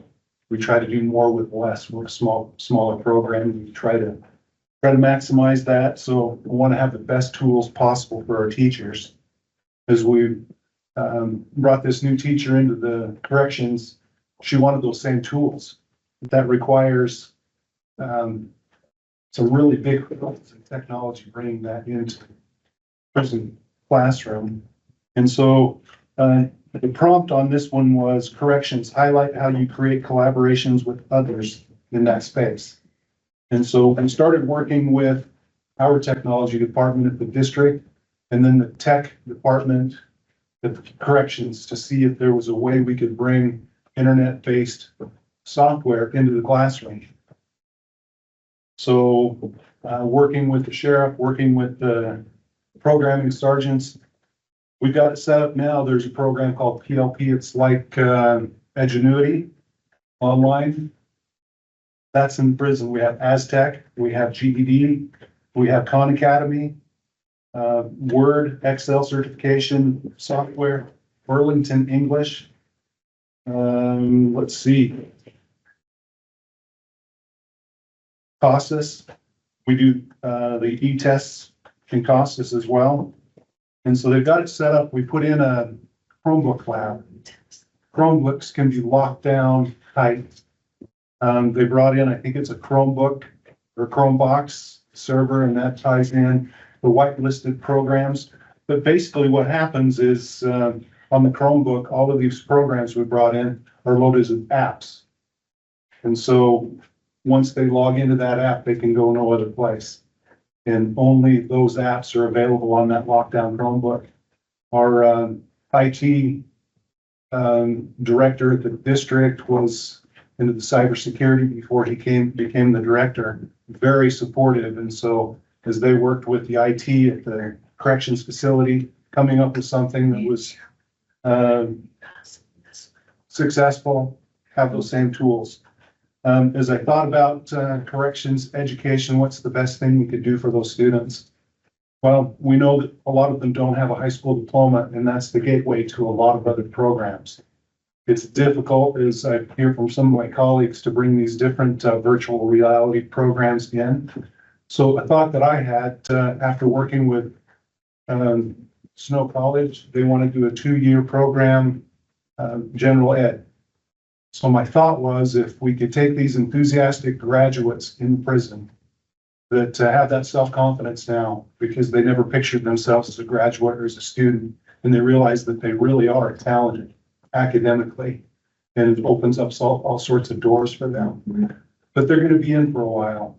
And so the thought was, with our technical college, Dixie Tech, they have all of the different programs and it's tied into what's needed in our community. They've got, job placement, very high rate. And so they would like to see their graduates that get the certificate round out their diploma with the general ed requirements to fill that in so that when you graduate, you have a 2-year degree or 4 and that certificate and go right to work. So my thought is if we could get them working on those general ed requirements while they're incarcerated and have the time, get them set up, the confidence goes up, they've attended college courses, they know they can do it, they have a transcript, financial aid, everything is all in place. And then if we could work with our partners in voc rehab and workforce services to help get them placed, so there's a plan when they leave. They're already enrolled, they know, they've done it, they've got the confidence, and that's a big part of the students that we work with, they lack that confidence. And so building those relationships with the universities, the tech schools, voc rehab, and then just with the correction facility itself, building that trust and then providing excellent service and making sure we follow through and don't do anything that will put them in a bad situation with the technology. Yesterday, talking with some of our corrections people here, they've got some amazing things, being able to see some of those things, be able to bring it in. That collaboration just amongst us, I think is extremely important. It seems like the first adopter of something new is a really big battle. The last adopter is very easy, but if somebody else is doing it, and so the neat things that are happening around the state, I'm excited about that training that's coming up. And see where we might be able to share and learn from others the lessons that they have learned and put together. So that's my presentation. Questions?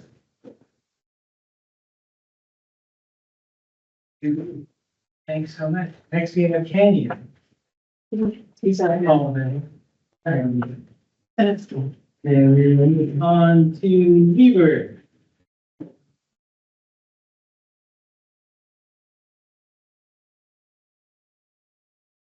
Is there board? Before. It's a long board. Just gotta find my iPad. Oh, I don't, it's an iPad. I didn't bring my phone. You have an iPad? You have an iPad, don't know. Yeah, you have an iPad? Yeah, you can airplane, right? We just like to switch. Yeah, I have a dongle as well. Okay, do you? Okay, sorry. I do things. I didn't bring my folder. So I'm Andrea, the director. This is Brian, our new coordinator. Brian's had taught in adult ed for the last, was it 23 years as one of our personalized learning teachers. So he has a wealth of experience. So I'm super excited. Thank you so much. I should have brought you. Yeah. There, and just get to that speak. Registration is.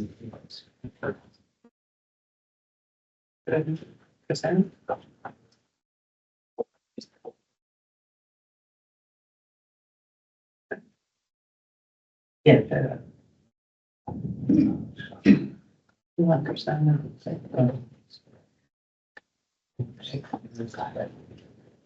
There you go. Okay, all right, that was one, okay. So that's just our mission statement that's on our website, so we won't bore you with that. And then there's these amazing pictures on the next slide that look nothing like us, so. What are you talking about? They look exactly like us. You're supposed to say we look better in real life, so. There we go, so. All right, so, I'm not gonna read you the whole thing, but these are some of the offerings that we offer with our community partners that we are integrating and working on. And I have some things at the end that we'll show you. So we have partnered with Swansville Business Center, and they have a site in Ogden, and they also just announced one on Salt Lake Community College at the end of the last school year. One of our past students, Floor, is the president of the Ogden site, and so they come into our ESL classes and do presentations every quarter. And they are focused on entrepreneurship and writing business plans, and they have math classes and all that stuff. So we partner together. And I put Coffee Links, that's one of our former students. And they've just received a grant Swallow, so they're going to start actually sponsoring financially companies to start small businesses. So Coffee Links was one of our students, and it's a very successful coffee shop up in Ogden, so we're kind of proud of that. We work with Weaver Morgan Health Department. It's called the ICANN Initiative, and they just changed names. It was called something else, but it's been a really valuable community resource, and I don't know if other health departments have it, but it's awesome. They kind of become a life coach to the students, and it's a warm handoff. They're there in our student success meeting. We have an MOU with them. We hook them up with behavioral health, therapies, housing insecurities, all those things. And so it's really awesome. We have a weekly student success meeting with those community partners. And we try to work with them. We have Speaker Medical Clinic that has free healthcare during the week, and they have dental on Tuesday, and so we advertise all that, like medical stuff on Wednesday. Our Ogden Weaver Tech College is a great partner. We schedule tours where we go over for some of the programs. Our counselors can schedule tours and we'll go over. And we also have a site on their campus. And we're working together, and I'll show you what that on Diploma Plus and iBest and PCBL. So Weaver State University we partner with. We just met with them a couple weeks ago, and we found a workaround for concurrent classes. So we have some students that score really high. And in my school district, we have teachers that are concurrent enrollment teachers, but the legislature, it won't let them pay the same fee as a K-12 student, right? So we found a workaround, and we're working on that. So we're hoping in January to start the concurrent English and math classes. What's the workaround? Well, being being recorded. Okay, yeah. So the workaround, we met with their vice president, provost, and so they're gonna wait and transcript it till they earn their diploma. So they'll actually do it. And then they'll get the transcript fee, which is like $10. So if I pay for the teacher, so I have to come on. Yeah. So some of the concurrent enrollment teachers in the district are already teachers for me in adult ed. And so I would just pay them the adult ed class fee. So they're teaching English 10-10 or whatever the class is. And then after they earn the diploma, they'll get that. And and so then the college is okay because there's no cost for them. Exactly. And it's already, the teachers are already taken care of with us. It's a little slim shady, sorry. But that's what we're doing. I don't think it's not shady. It's not shady. It's just, I'm kind of known for I will find a way. So that's what we're doing. But yeah, feel free to, and I think they're open to that, to other programs as well. Like it's just a beneficial thing for everybody, for the community.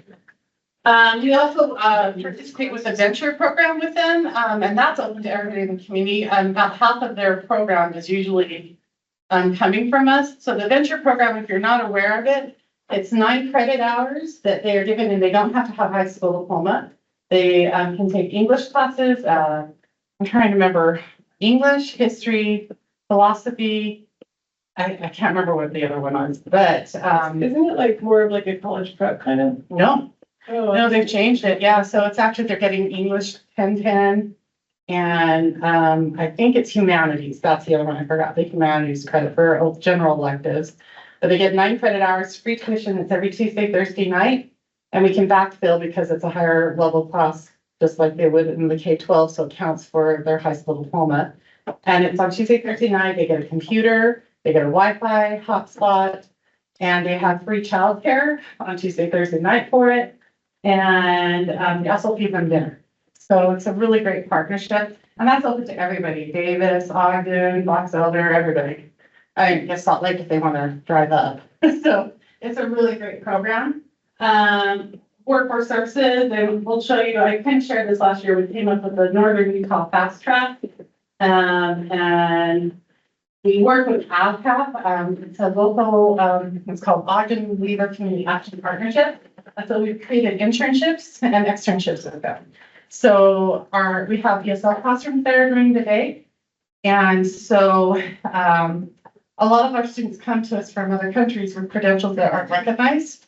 And AEFLA has been really generous, and they'll let them do externships and they'll pay for their childcare certification. And so we have 4 students last year that are now teachers there this year.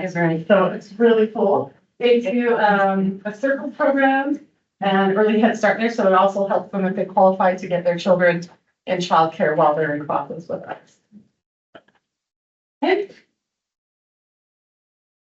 Hey, What happened? I don't know, they don't look.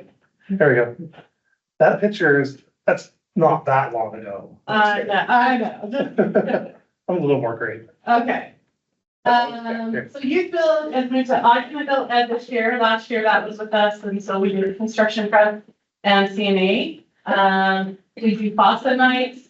We do citizenship prep classes. I put my full credentials because I didn't want to forget this because I wanted to ask all of you guys. I reached out when I was in Nashville. Besides dying, I also learned some stuff. Not just about the other side. Not on the other side. I did go to the other side. Sure. One of the workshops I went to was on micro-credentials, and it was a program in Michigan. And so I contacted last month the company that they had recommended. I think that's something we should work on together for federal grantees, that we can give them a micro-credential. I have cost fees and everything. But it's something that we can give them that means something. And Whittier School District, where I grew up in California, does the same thing. So just throwing that out there to put in your Rolodex. What program are you looking at using? Burlington English, because it's like if we can get them through certain levels on Burlington English, it has certain guarantees. So like we can issue a micro credential that's stackable, that they can also build a resume. It's on LinkedIn. And so when they leave us, they're actually getting a credential that can be industry recognized. Sounds really great. Yeah, I think it's really would benefit our students because at the end of the year, we do level certificates, we do, all those things that we all do, but for Just have one team. yeah, and so this is an industry credential that would be recognized and maybe be stackable. Who's the credential? It's credibly, it's through Pearson. Yeah, so I told them I would bring it back. So subtle there. Was I subtle? I tried very low key. So we do job fairs and like, we always do job fairs in the K-12. And most employers don't like it because their kids are not ready to go into careers, but they really like the job fair. We have the sheriff's department there, where people sign up, it was really cool. So job fairs are one thing we do. Our counselors, they meet with every student when they're getting close to graduating to do post-secondary transition. And that's something I'm really proud of our program. I feel like we're preparing them for what's next. I think that's what we all do. We have student navigators, advocates.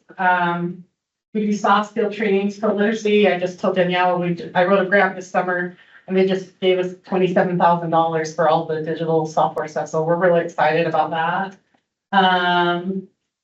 Our student advocates and OTEC, they have student advocates as well. And they have helped students build resumes. The ICANN initiative I already talked about. Our employment counselors and workforce services come to all our orientations, they're vetted. So those are just some of the things. And this is the flyer. I think I gave it to you guys last year. This is the Northern Utah Fast Track. It's a thing that workforce services and I give students that are duly qualified for those programs. And this is something you probably saw before. The governor's office kind of reached out to us about this. So there might be some movement there. So it's an alternative diploma pathway that we're working on. And I don't want to worry about things, but it's just a partnership we have with New York State and OTEC, and we're looking at New York and South Carolina use some of the scores to sub in for credits, and we have 2 different pathways. So anyway, if you want this, you can have it, but it's not anything that's officially happening right now, but it's a work in progress. Any questions? All right, fantastic. Thank you for your report. Very welcome. Thank you, David.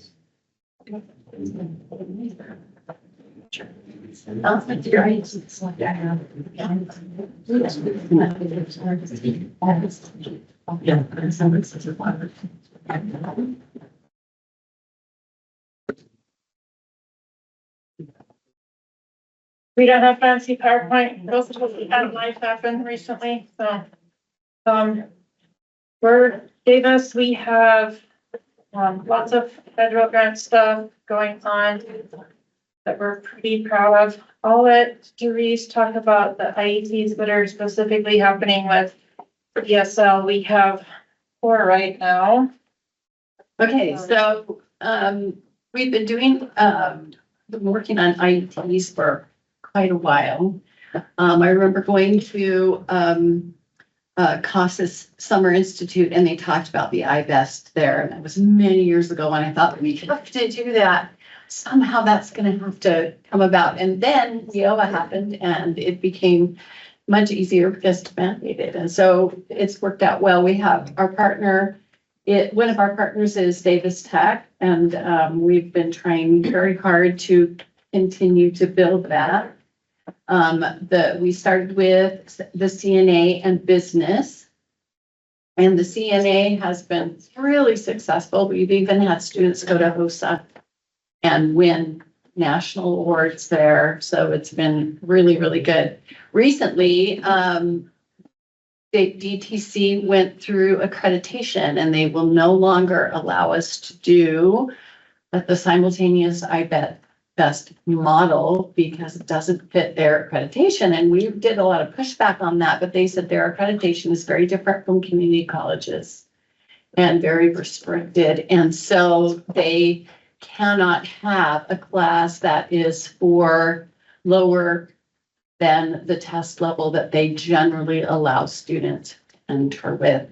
And because our students often don't meet that, we have done what we did before. We were able to do the full iBest, which is we teach all of their curriculum, the language of it, not the nursing of it, because we're not qualified for that, but we teach all of the language of it. And then we help them get into the programs. And we had a high percentage of our students last year still get in and do the 2-month or the 3-month. We had one do a 6-day program and be able to graduate. So we have 2 parts of that. We have a health occupation prep class for our students that are really excited to do health occupations, but they're in CASAS level 3 or 4, and they just cannot attain that curriculum. So we have a prep class for that. And then we have the class that actually uses the curriculum from Davis Tech. We also have a business partnership with them, and we use the curriculum that they use for teaching Microsoft Office.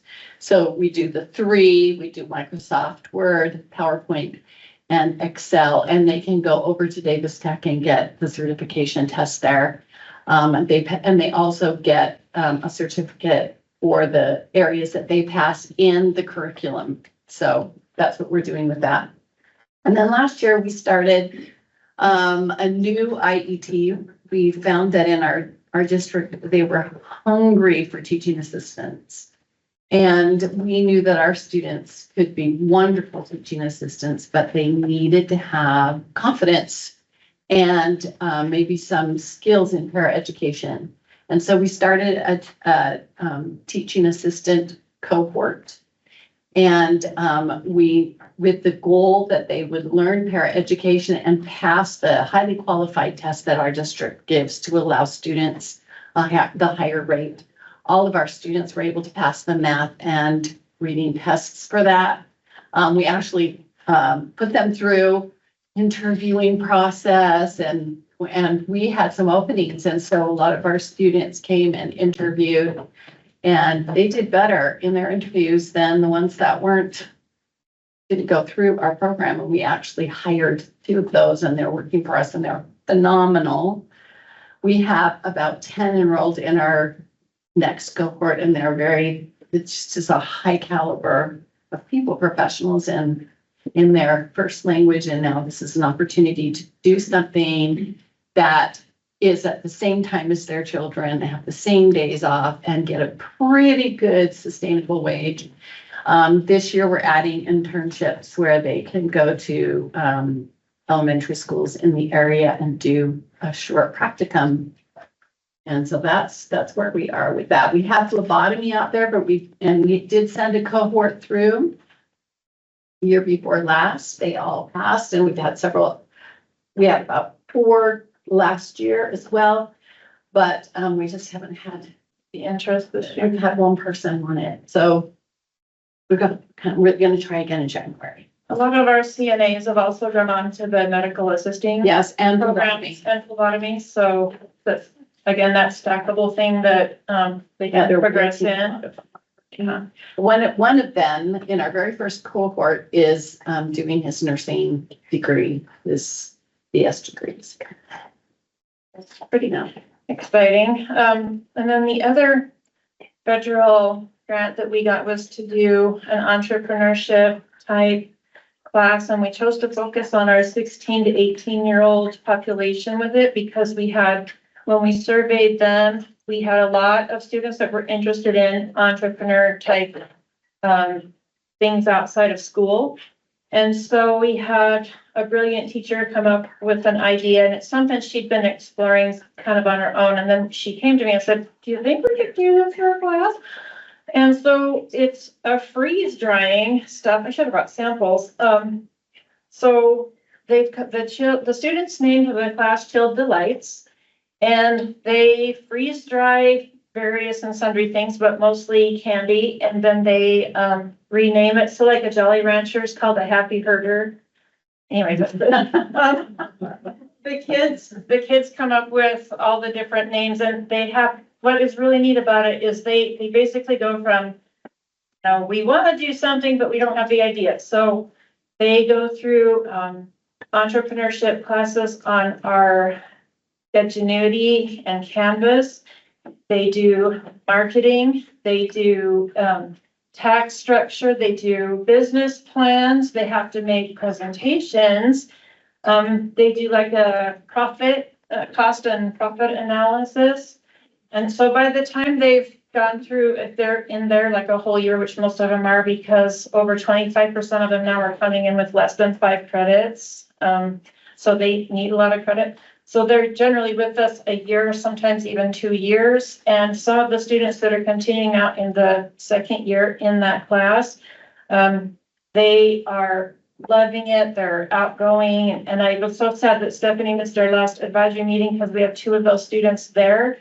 And they were talking about their experience, and they just, like both of the girls that were there, just bawled and said that it changed their life. Gave them a lot of confidence. Gave them a lot of confidence that they had lost through the hits of failing in high school. Mm-hmm. And they actually both graduated on time, which was kind of a miracle. And then we also have Davis County Jail and Red Barn. I don't know if you know, Red Barn is it's in Farmington, and it isn't jail, but it's kind of jail. So they recruit students from the Davis County Jail, or I should say that, they're not students to them, but clients. And then they house them there, and on site, they have CDL, construction, and by the time if they stay there the whole time, they can actually get their licenses for construction and construction management, CDL, retail, and entrepreneurship, like in a business they run a restaurant. So they do all of that on site. And so any student that's enrolled in our program has one or more of those jobs that they have done or will be doing. And Red Barn's placement rate, so these are people that have had really serious past addictions and crimes related to addictions. When they hit the road, they're actually released. They already have jobs lined up because of their partners. And so and then of course that gives them their incentive to get their high school diplomas with us because they can't get those jobs if they don't have that. And so our class is very different from just a couple of students, and I think she's back up to 8 or around there. But these students, they get up at 5 in the morning and they move houses all day. You might have heard of Red Fire Movers. I highly recommend them. My mom's used them a couple of times. They get back at, 6 o'clock at night, they're exhausted and they still come to school. We're just super proud of the graduates we get from there. We had 2 that were able to come to our graduation program last year. So they let them out just, long enough to do that. Some of them do go AWOL and escape. We've had a couple that warrants out for their arrest. Hey, but they got their high school diploma before they left, so that was good. At Davis County Jail, those of you who do jails, you know how, just the struggles that we face with getting technology in there. And so we just decided that and this is like in combination where they had a turnover of some staff like they do. And we actually started asking the staff there, what do you feel like the students need? And of course, we need the research, which is basically if you don't have a diploma and a lot of those soft skills in place, by the time you go street side, you're going to end up right back where you started. And not to say that that never happens, but the biggest intervention we can do is teach different skills, teach conflict management, teach how we do an interview. We literally had our dean of students go in there, and part of his curriculum is actually when you go to an interview, and this is how you, shake hands. Like he's had to teach them what that looks like. We don't do this. We make eye contact and and so he's literally going in there and teaching those skills, and they love his classes, and they kind of fight to get in there, but a lot of times they will get moved out or whatever. We don't end up with the same class we start with, but that's okay because it doesn't really matter where you start in the curriculum. So we're really excited that's taking off again. This year we're starting it, I believe it's next week, a whole nother section in there. So we just rotate them through as they rotate through, and it's been working really, really well. And is there anything else? Do you guys have any questions? We do a lot of ITs. It feels like it's crazy. That's great. Thank you so much.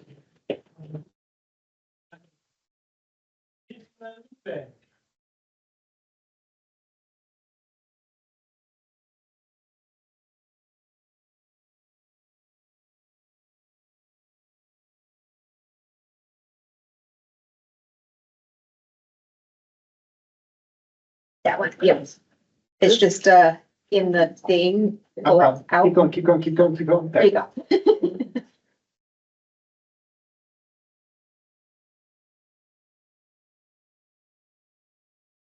Not most.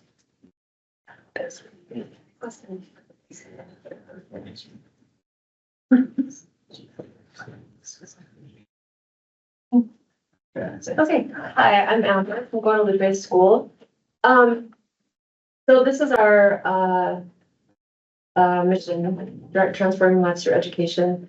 And I would say that Guadalupe at its core is a family literacy program. I don't know what you know about Guadalupe, but it's a school that during the day, it's a charter school. It also has other transition program and a preschool. And then we offer adult education, ESL classes during the day and at night. So what's great is that the goal is that the adult ed students are parents of the children in the K-6 preschool toddlers. That isn't always what happens, but that's the goal. So what's great is that as parents are taking classes, their kids are taking classes as well, so there's a lot of overlap. These are our programs, and I'll talk about each of them individually. But I'm going to talk about the 2 different programs first, which is our largest program, and that's the one in which we utilize volunteers. So instead of having a professional teacher in the classroom, we have a volunteer. We create a very specific lesson plan that they're supposed to follow. They don't always follow it. Sometimes they go rogue. But what's great about this model is that the students get a lot of individualized attention, and PCB is ideal because we can really cater to the students' needs. That program, basically we have, let's see, what have I missed about that program? We also offer citizenship prep, job readiness. We have, every month we try to offer some sort of digital literacy class. We also are able to offer free childcare and limited transportation on that program. With this program, as I've just said, we utilize volunteers. We call them learning coaches, in the hopes that they'll realize that it's not like a tutoring position, in which tutoring, what do you think of when you think of tutoring? Somebody who's behind, maybe. Homework help. Homework. Maybe. Right, exactly. So it's kind of a passive role. So we try to call them learning coaches so that they see that it's a little bit more of a, they are the teacher, and that they're our lifeline to the student. So what's really important is for them to give us notes. And so it's a challenge, but what's also great about the learning coaches is that they are community resources. So we have an immigration lawyer, which is great because she's able to offer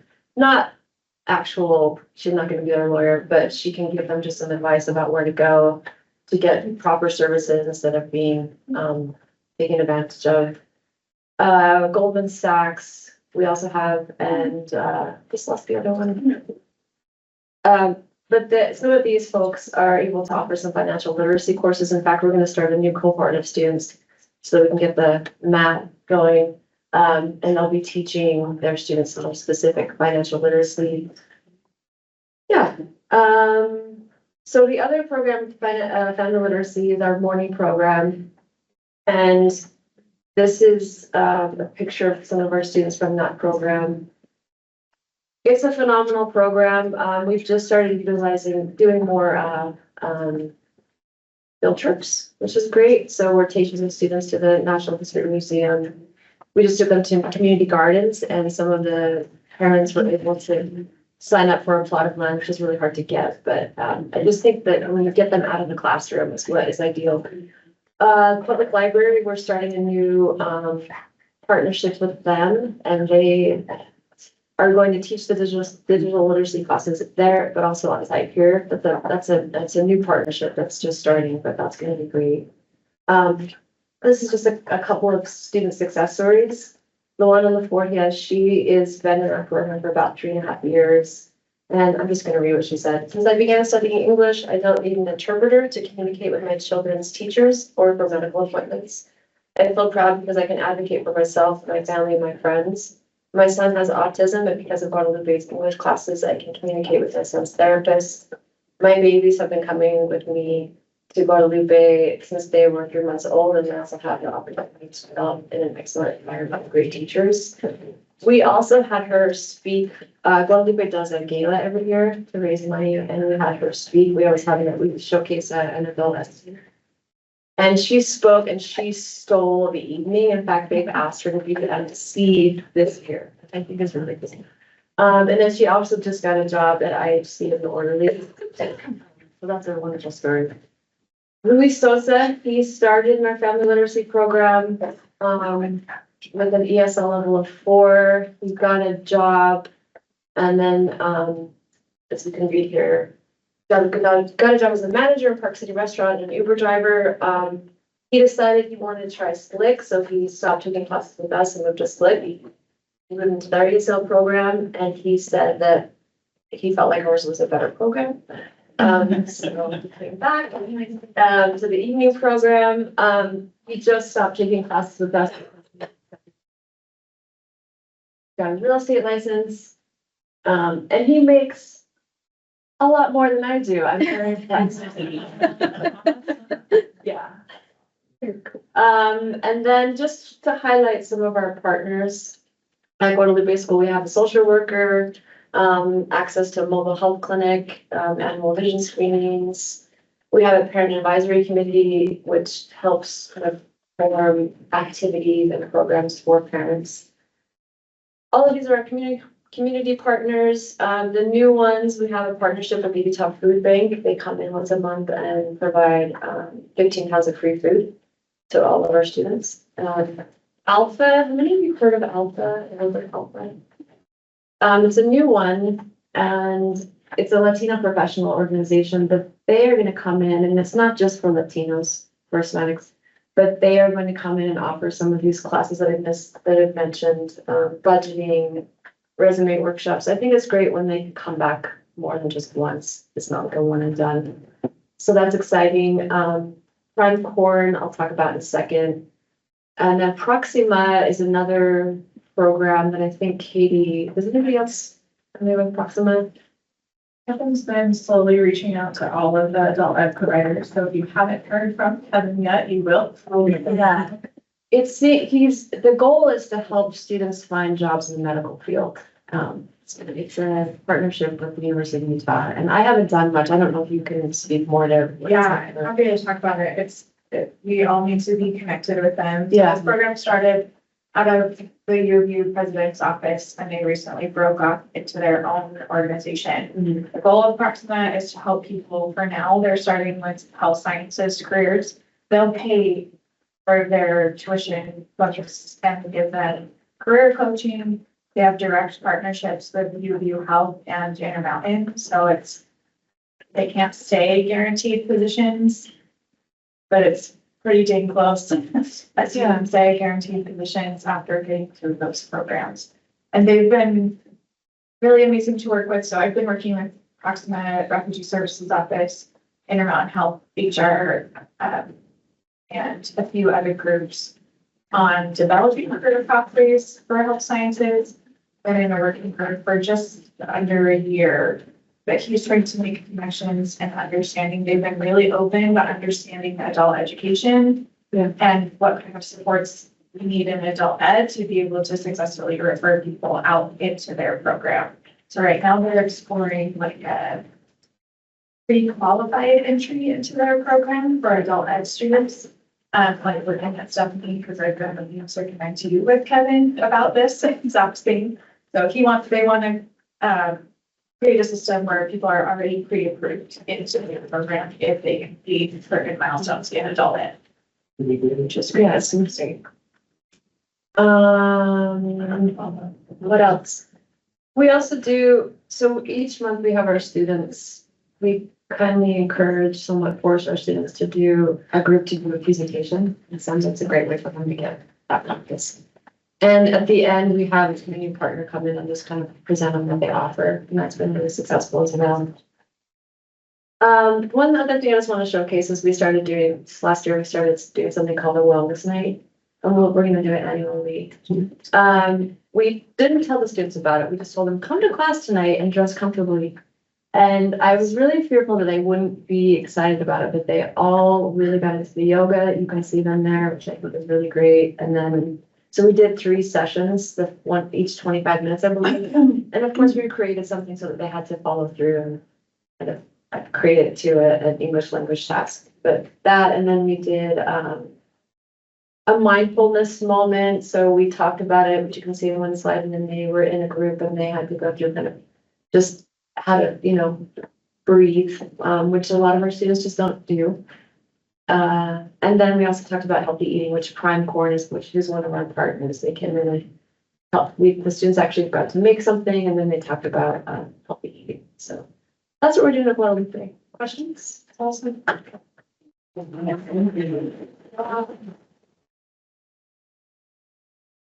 Next is our AEFLA Learning Center.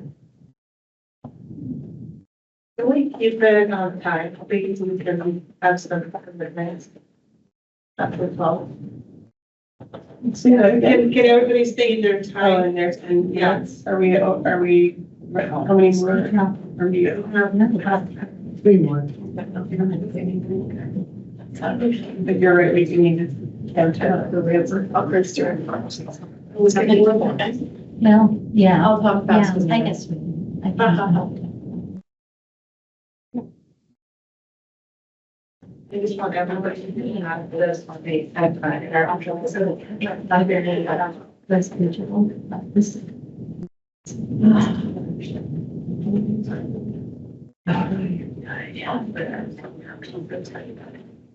Okay, I'll cruise through a lot of this. So AFLC, ESL Center, English Skills Learning Center, this is us, the names are confusing. We are a nonprofit organization, so not attached to a school district, which has pros and cons. But our mission is much more than our English language classes, so I just wanted to take a minute to talk a little bit about this. So our mission overall is to integrate and strengthen communities by breaking language and cultural barriers. Our goal is to achieve a community where all voices are celebrated. We do that in a number of different ways. So we do have programming for established community members. Each year we put on multiple workshops and trainings for volunteers or teachers. We host trainings with community partners, some of you, and we host an annual conference in the spring as well.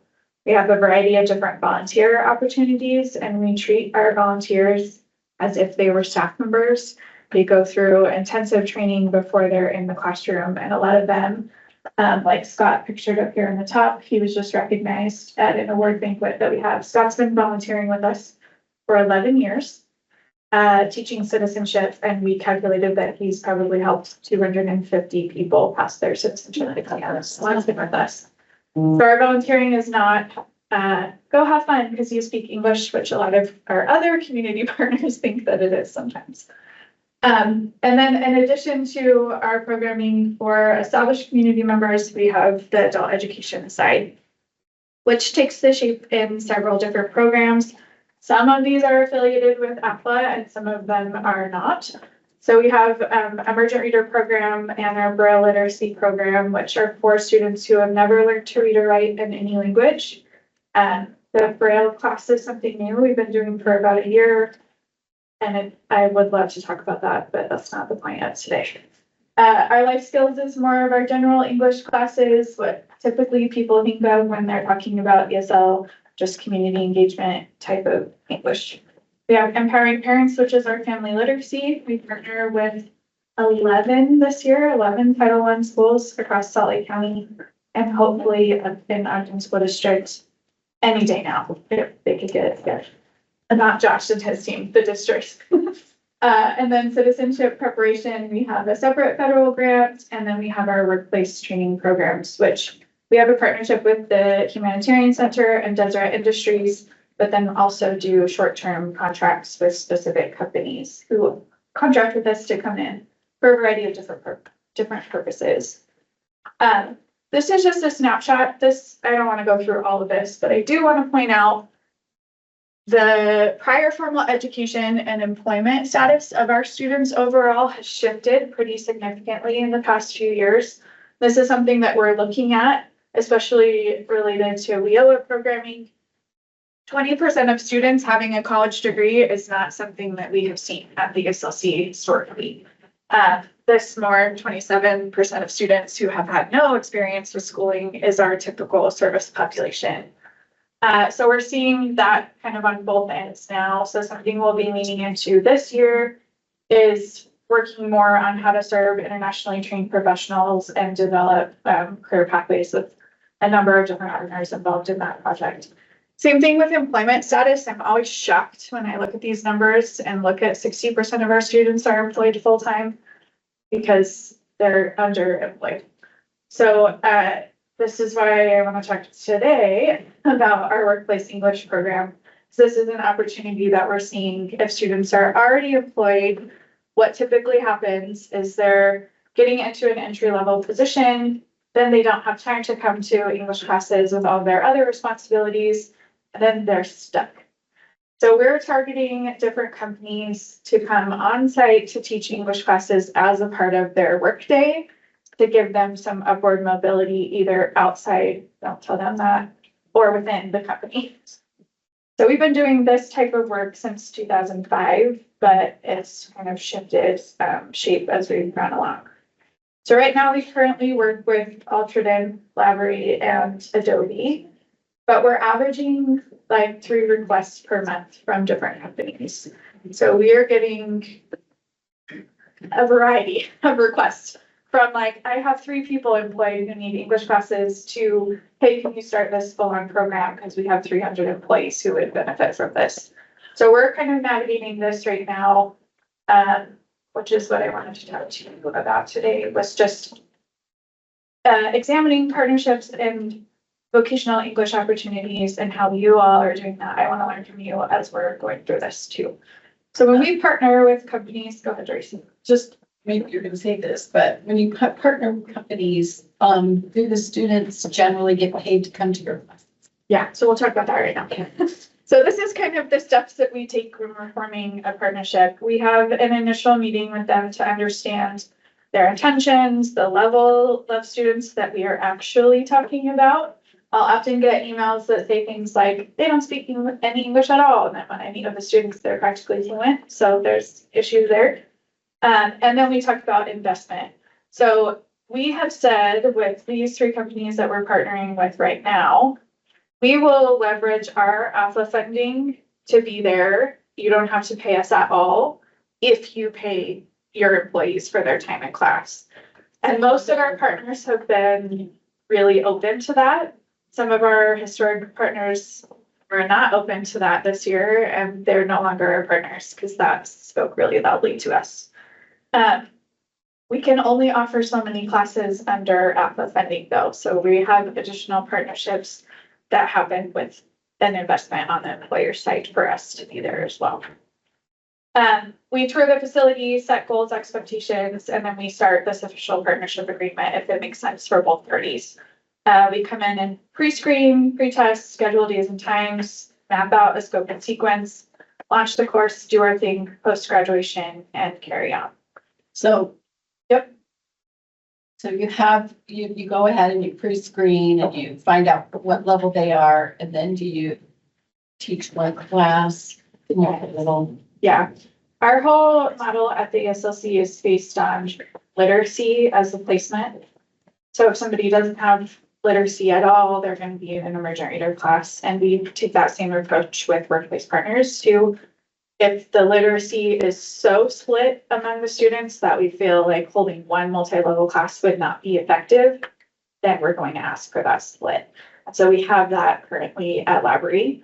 There's a pre-literate course and a literate course essentially. So there's still multi-level, but split by literacy needs. Then do you also integrate some of the vocabulary and et cetera from the job that they're doing as part of the curriculum? And that differs based off of some of these questions. So as we're going through and meeting with partners, one of the questions that we ask is, why do you want us to be here? And what do you hope students can do after 72 hours? That gives us insight into whether this partnership is going to be a good one or a challenging one. But it also gives us insight into why they're wanting us there. So Library is another example of that. They have a very specific audit because they're medical device manufacturers. So people will come onto the floor and ask their employees questions. And if they can't answer those questions, their operation will be shut down. And so a lot of our curriculum there is those questions. There's a very specific purpose why we're there. And then we squeeze in some additional stuff in the rest of class time. Adobe is like the flip side of that. Adobe is like, come teach people English and we'll pay them to be here and teach whatever you want kind of thing. So they're trying to get people maybe with very limited English proficiency up to a place where they can have entry level positions at Adobe. So they're paying for people who aren't even their employees to be in that class, which is really cool. Yeah, and like that, the other one about the questions, that's a really good example of like, if you were doing that as an IET, right, then you might not need to do a pre and a post test because it's very specific towards that specific purpose. And then your MSG would be. And they were going to those questions and pass that test. Yeah. And if your thoughts on that from a teaching perspective and being able to level, there has to be some other tool where you're capturing baseline. But just so you know what you're dealing with. And you could do, and you wouldn't necessarily have to do NRS approved assessments, so you could do other assessments, but and if you were looking at like for those types of ones, like employer ones, if you don't have enough funding you know, maybe just putting a little bit of like a discount, having them pay for most of it, but put a little bit of funding towards it. I have some questions for you all, but mindful of time, so maybe we can chat about these at a different time, but I'd be curious to know how you all are partnering with other employers or agencies, what steps you're taking, what kind of questions you're asking, and then specifically this one is something that I would really like to see adult ed providers collaborating on. So if you're focusing on specific vocations for workplace offerings, are you prioritizing specific career clusters? So like Davis, or you guys are doing CNA in business, you know, Horizonte just started a CNA on site. Like, I would love to know about those things that we're all doing for specific vocations so that we can collaborate better, and not just be, you know, reinventing the wheel in different places across the state. But well, yield my time. I would say in conjunction with that too, I realized just, you know, in one of our state, federal, state director meetings on the federal level, that if you were to go talk to the Department of Workforce Services in your area and ask them what they thought about adult education, would it even come to any sort of point of mind that you have the ability to provide workplace literacy programs? No, but like, I don't think so. And so anyway, hopefully at some point we'll be working with them to do some training about how we can provide workplace literacy. And again, but then you guys have to be able to, you know, like provide workplace literacy. And that's why I'm saying, like, it's not like we have some huge fund of money, right, waiting there, but it's possible that you could do maybe discounts when you're still expanding your. I figured a shameless plug wouldn't hurt. Yeah. I've given you just a list of. Like a supplemental grant. Well, you say to the employer, usually it costs us this much, we will give you a discount. And put some of the money towards it, and they pay the additional cost. Yeah, so it's like a partnership versus like, I mean, 25%. Yes, yeah. People love it, you know. Yeah. Like, we'll be a partner with you, we'll come with 25%, you've got to pay 75 or whatever. To pay the employees. And you could pay the employees too, because we have done it where they haven't paid the employees, and it always fizzles out, the students just quit. Yeah, because they're not making enough money. Or they're like called in to work mandatory overtime during class, which is fun. We got that in house partnerships. That's the. So thank you, Gigi. All right, so as we're getting started, this is just a shameless plug for Kevin. You came to see us and I take pictures of everybody's business cards, so don't worry. I've got all y'all's, and I'm happy to share. So, just moving on, I'm Kathleen. I am one of the 3 coordinators over at Granite Peaks Adult Education. I am definitely the loudest because I'm around a little more often than the others. We have 6 locations across the valley from east to west. We have locations at Metro and Oxbow Jail. We have locations at Hunter High School, Granger High School, the Granite Peaks Learning Center located in Connection High School, and our virtual learning platforms. So this right here is our website. Unfortunately, the Granite School District got hacked about 3 days ago, and so not everything's working quite yet. So I'm hoping this works today. And this right here is our calendar. As you can tell, there is no rest for the wicked or anybody who works for me. And as you can tell, we are nonstop. We run pretty much Monday through Friday for all of our daytime programming, Monday through Thursday for all of our evening programming, and we take the weekends off so we can spend time with our families. What is kind of interesting, as you're looking at this, is we run on average 56 classes outside of the jail per day. And that's how come I kind of panicked and ran out of the room yesterday when everything went down, including our internet. So yeah, during the summertime, we have a problem because 99.75% of our allocation goes to staffing. That does not include summer. And so that is our first grant that we applied for, was for summertime. Because as you can tell, again, no rest for the wicked or anyone who works for Granite. We run the entire summer except for holidays. And our students love it. Our students are coming in droves. Quite honestly, it's been insane how many students we've had showing up lately. And from what I've heard, everybody is having the same issue. This is just a few happy photos of our summer program. I didn't get one of Stephanie, but next time I will get one of you. So right here, this is what our average class size looks like. Here in Granite, our ESL program during the summer and our GED and credit program, we actually dropped down to 21 classes per day instead of the 56 during the summertime. And this right here was the line that started at 8 a.m. I kid you not, 8 a.m. We didn't even open till 9.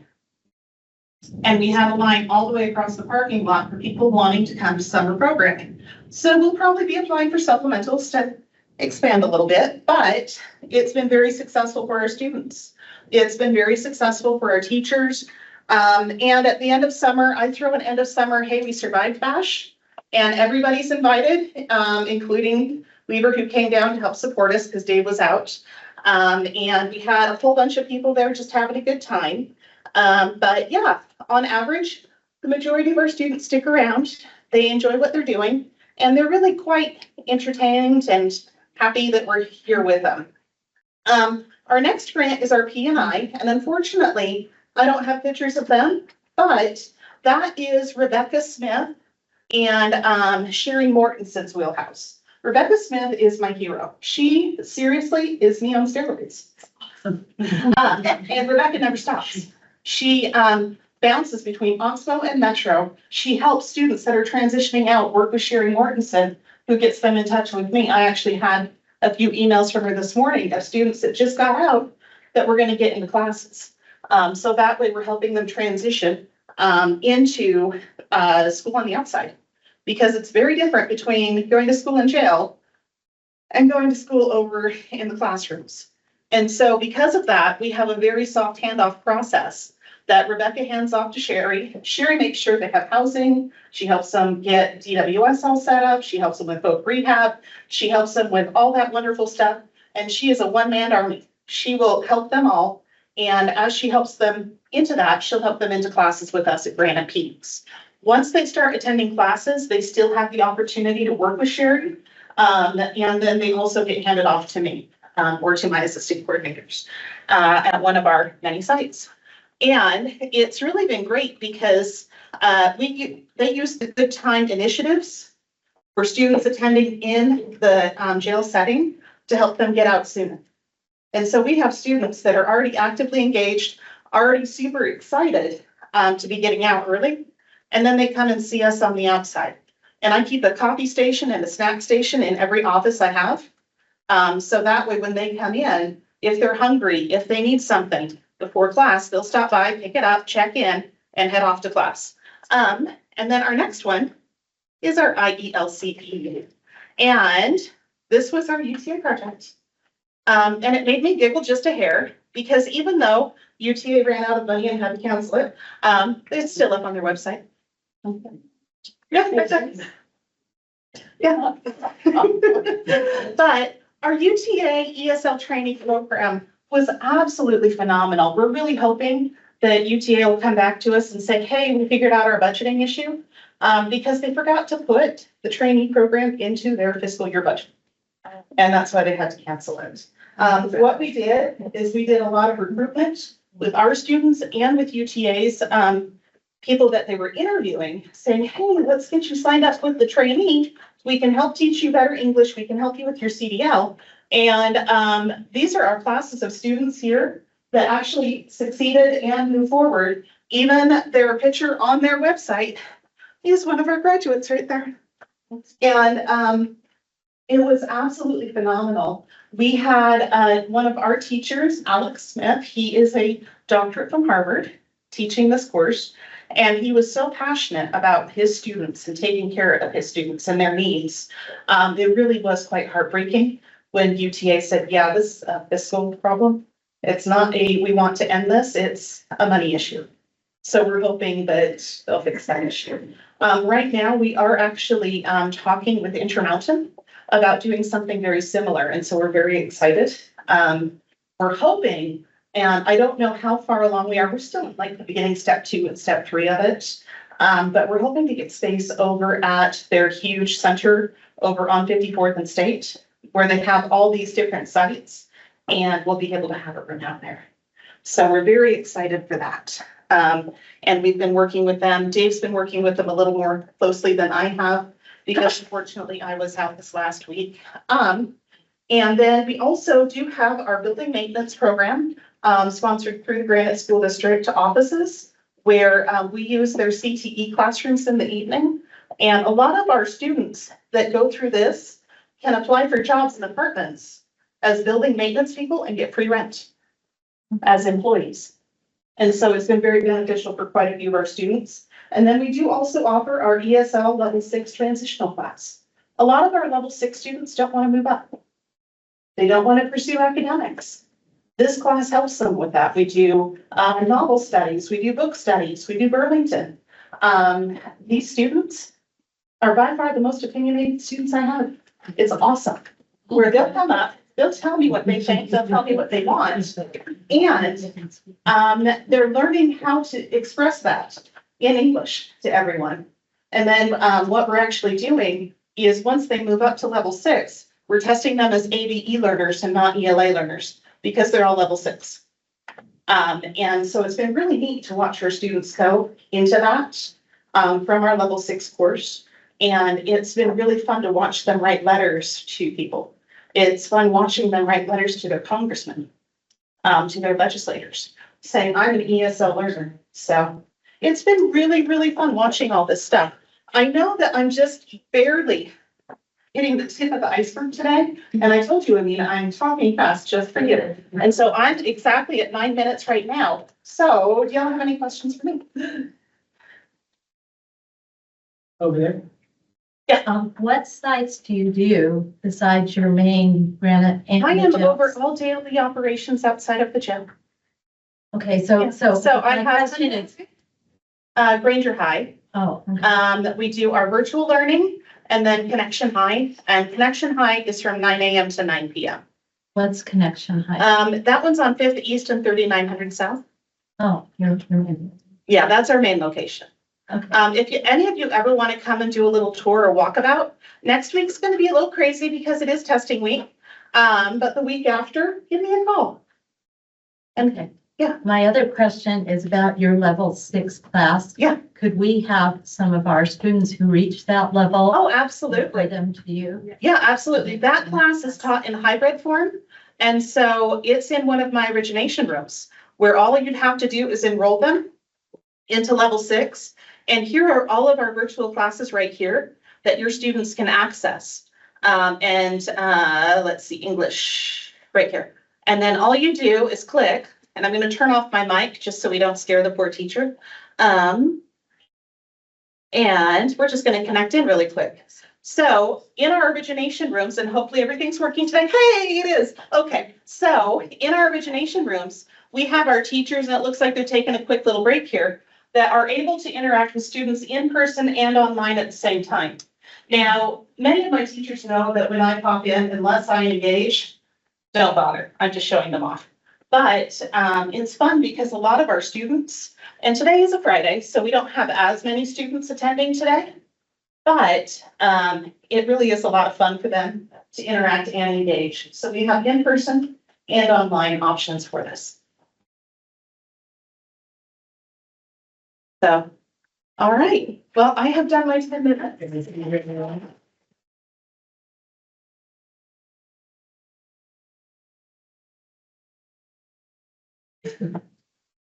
All right, well, we're setting up. Let me tell you, the privilege to serve with all of you. And we're just gonna add a little bit to the piece of pie. So I'm a former military guy and usually I retired as a colonel, and usually I have a sergeant major that's gonna talk about all the nitty gritty. Horizonte came out in about 1995. We were established. We grew out of the old job service building. That's over there on 1234 South Main, okay? Horizonte is not just an adult ed, but it is also a high school, alternative high school. So we have not only our adult ed, which it's only a sliver of the pie, but it is. And I'm just gonna talk about that real quick, a quick overview. There we go. So you see over here, this is adult ed, but we have Safe School, YIC, Youth in Care, Youth in Custody, SCORE, Outreach, Bridges, Head Start, and then adult education. So that's all, everything that we have to deal with. And Amina is over this, right? I kind of just oversee what she does so she doesn't get me in trouble. And then she's also over Safe School, okay? And so I'm over YIC, and then my other principal, assistant principal, is over the youth, this stuff here. Okay, so that's how we, yes. Is that by funding or by numbers? This is by Like student program, numbers? not by number, but by funding, probably by funding. Because we get a lot more money for the youth than we do for the adult. And these programs are mostly youth programs that the district kind of gave us to do. And that's even though we have like probably 7 or 8 times more students in adult ed, but we get less funding than youth. So we try to. Yeah, adults we get about what, 1,500, youth we get about 300. So, what else we got? Okay, so we're all over the Salt Lake School District. We have them in our, community learning centers, one in Glendale, Rose Park, and Liberty. And so we have a night program, day program, full-time staff. We have a counselor who's been doing amazing things for us.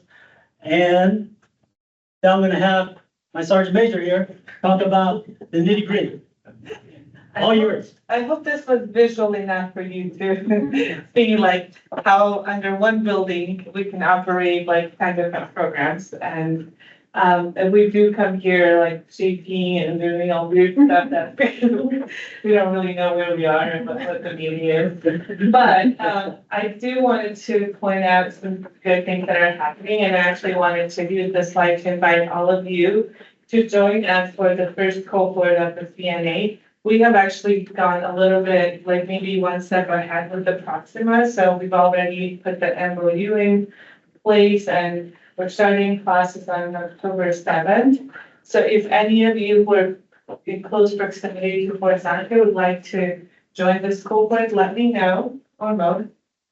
Really, what's cool about the CNA is that, yes, they're providing instructors, we're providing space, but then we're also providing the contextualized daily language support for the CNA. So we have certified teachers, language arts teachers who are helping these students comprehend, the lessons that are in the CNA, the whole textbooks, the book I've looked through it, even though we have our students level 6 in that class, it will be a tough job to get through that textbook. So that's why we decided we need that contextualized daily language support. And then also like PV explained, Kevin and Proxima will do the job readiness with your students and get them some mock interviews and help them build the resume and get them into the job force at one of the clinics. The other community partners obviously I just wanted them here because I've learned a lot of new names from you guys, so hopefully you'll find something interesting on our list.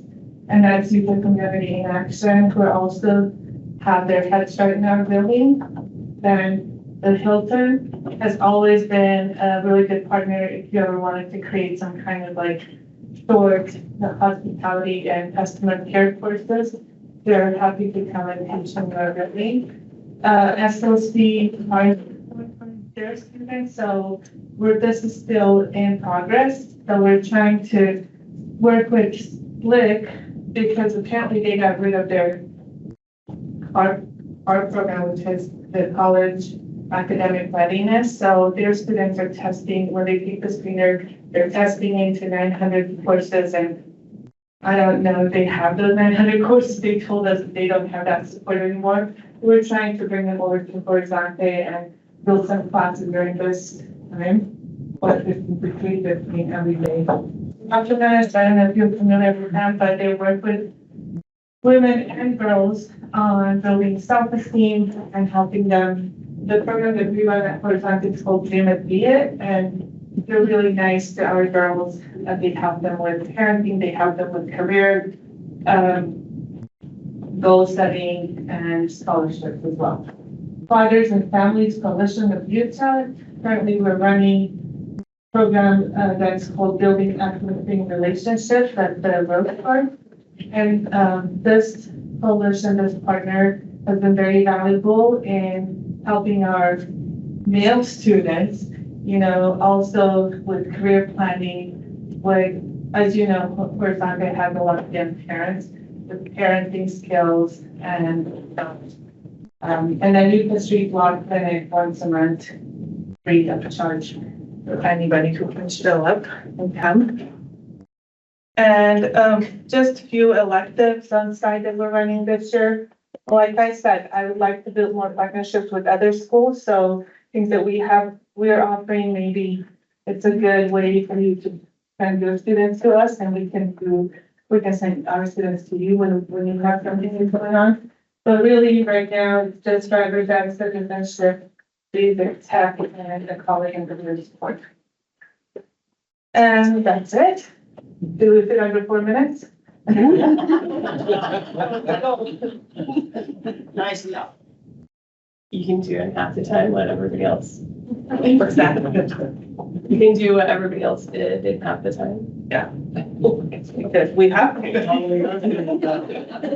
Following us is our esteemed colleague.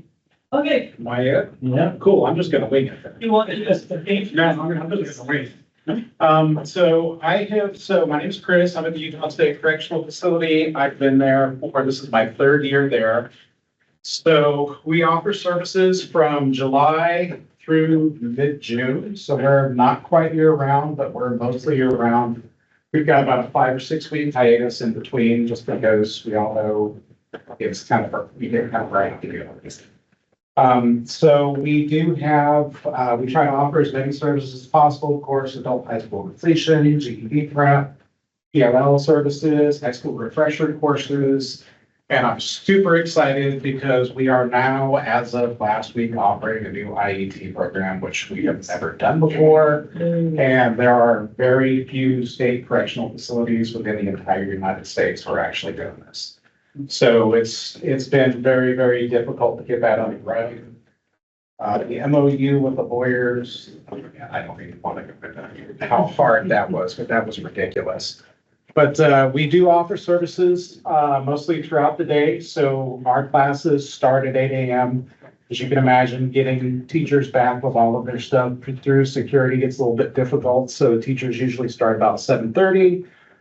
We offer classes from 8 to 11. So that's in both a male and female facility. The female facility is basically a facility within the facility. So it's just as locked down, a little bit harder to get to. Not quite as robust as the men's facility, but we do offer services just like in the men's facility, 6 hours throughout the day.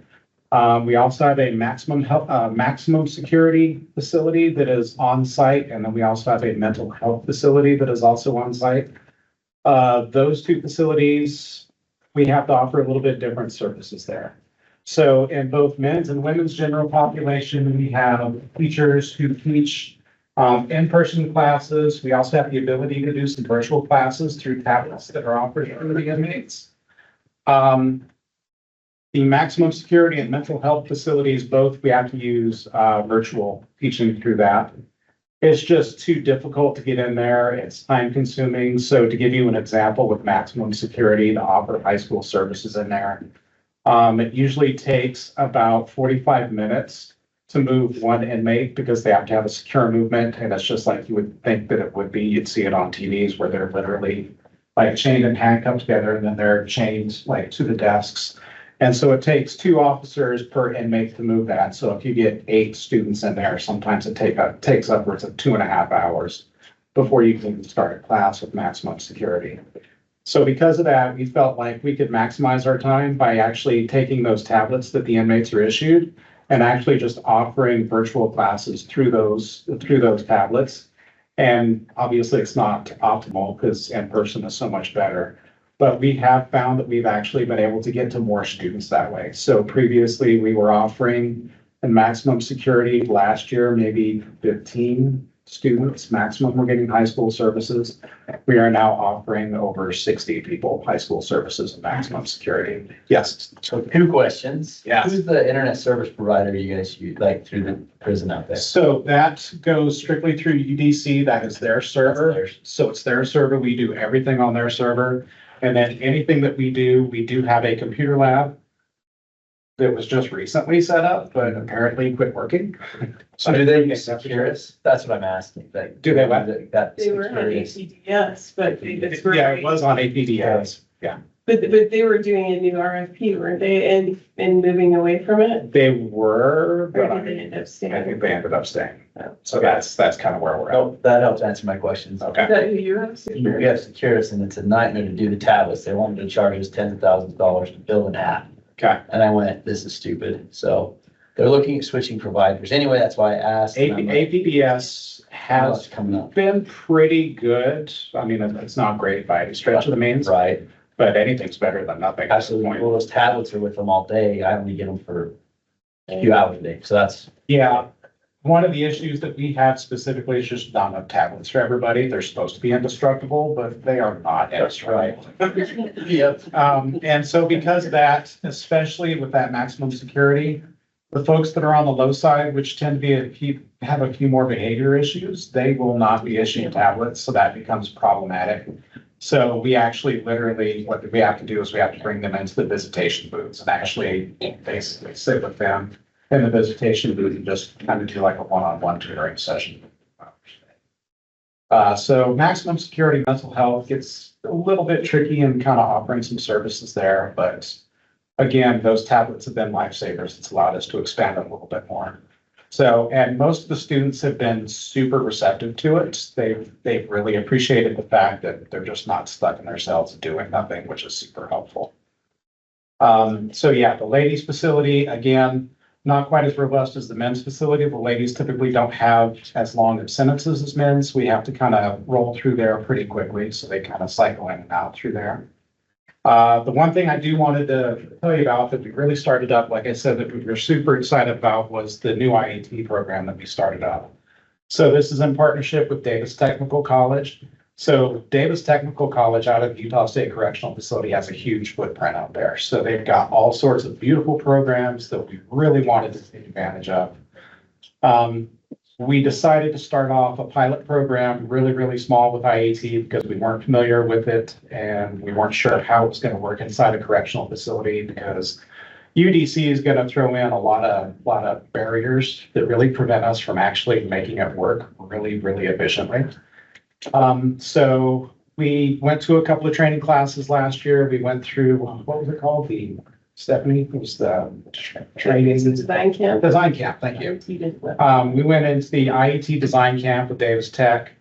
We actually, when we first initially thought, we thought immediately when we finished the design camp, we were gonna just have this rocking and rolling and ready to go. And then halfway through the design camp, we were like, we gotta back off. This isn't gonna work really well. So it took us about an additional 6 months to actually plan everything out, get everything hammered out. We finally got the MOU in place in August of this year. And then as of last Wednesday, all of our students attended the orientation at Davis Tech last week. So they will be starting class actually this Monday, which is super, super nice. We initially would have loved to have partaken of like the construction management, the welding and like CNC machining and a lot of the things that Davis Tech offers. But we decided to start off with business tech because we didn't want to start off with like 30 or 40 people, take up a bunch of seats and not know how it's going to work. So we ended up partnering with Davis Tech, taking out 20 of their seats, 10 for the men and 10 for the women, and started off with business tech because we figured that was kind of an all-encompassing class that they could use for pretty much anything. And again, with most of our inmates, a lot of them really have trouble getting jobs outside because there's some felon-friendly places that like to hire, but then again, there's not that many.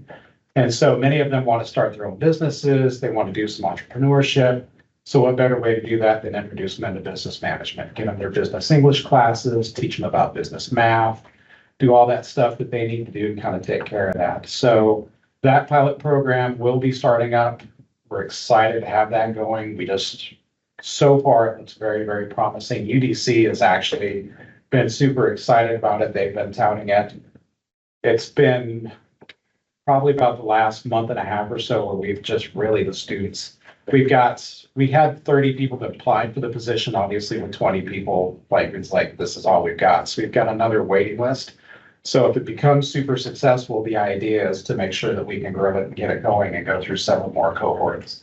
And then start off with maybe construction and welding or some of those classes that would probably draw you interest in just business management. But that's pretty much it in a nutshell. It'll be super quick. Unless you don't have any questions, like, I'm happy to answer like 10 questions, anything like that. All right, well, thank you very much. We have finished your quite a few programs. You guys are doing amazing work, so we really appreciate that. If I could ask that if you had a presentation, if you wouldn't mind sending it to me. Just so we have that as a way to refer back, because oftentimes I will be in conversation with some of you and you'll be asking about a program and something that was mentioned, so that I can refer back to it and then I can refer you to who may have said it. With that, I think there were still a few donuts in the box, so please take some on your way out. It'll help you drive faster and safer. So we can work together. Yeah. Thank you guys so much for your time today. Me and the team will be around if you have any questions or happy to speak with you. But otherwise, have a great day. Enjoy your weekend, and thank you so much.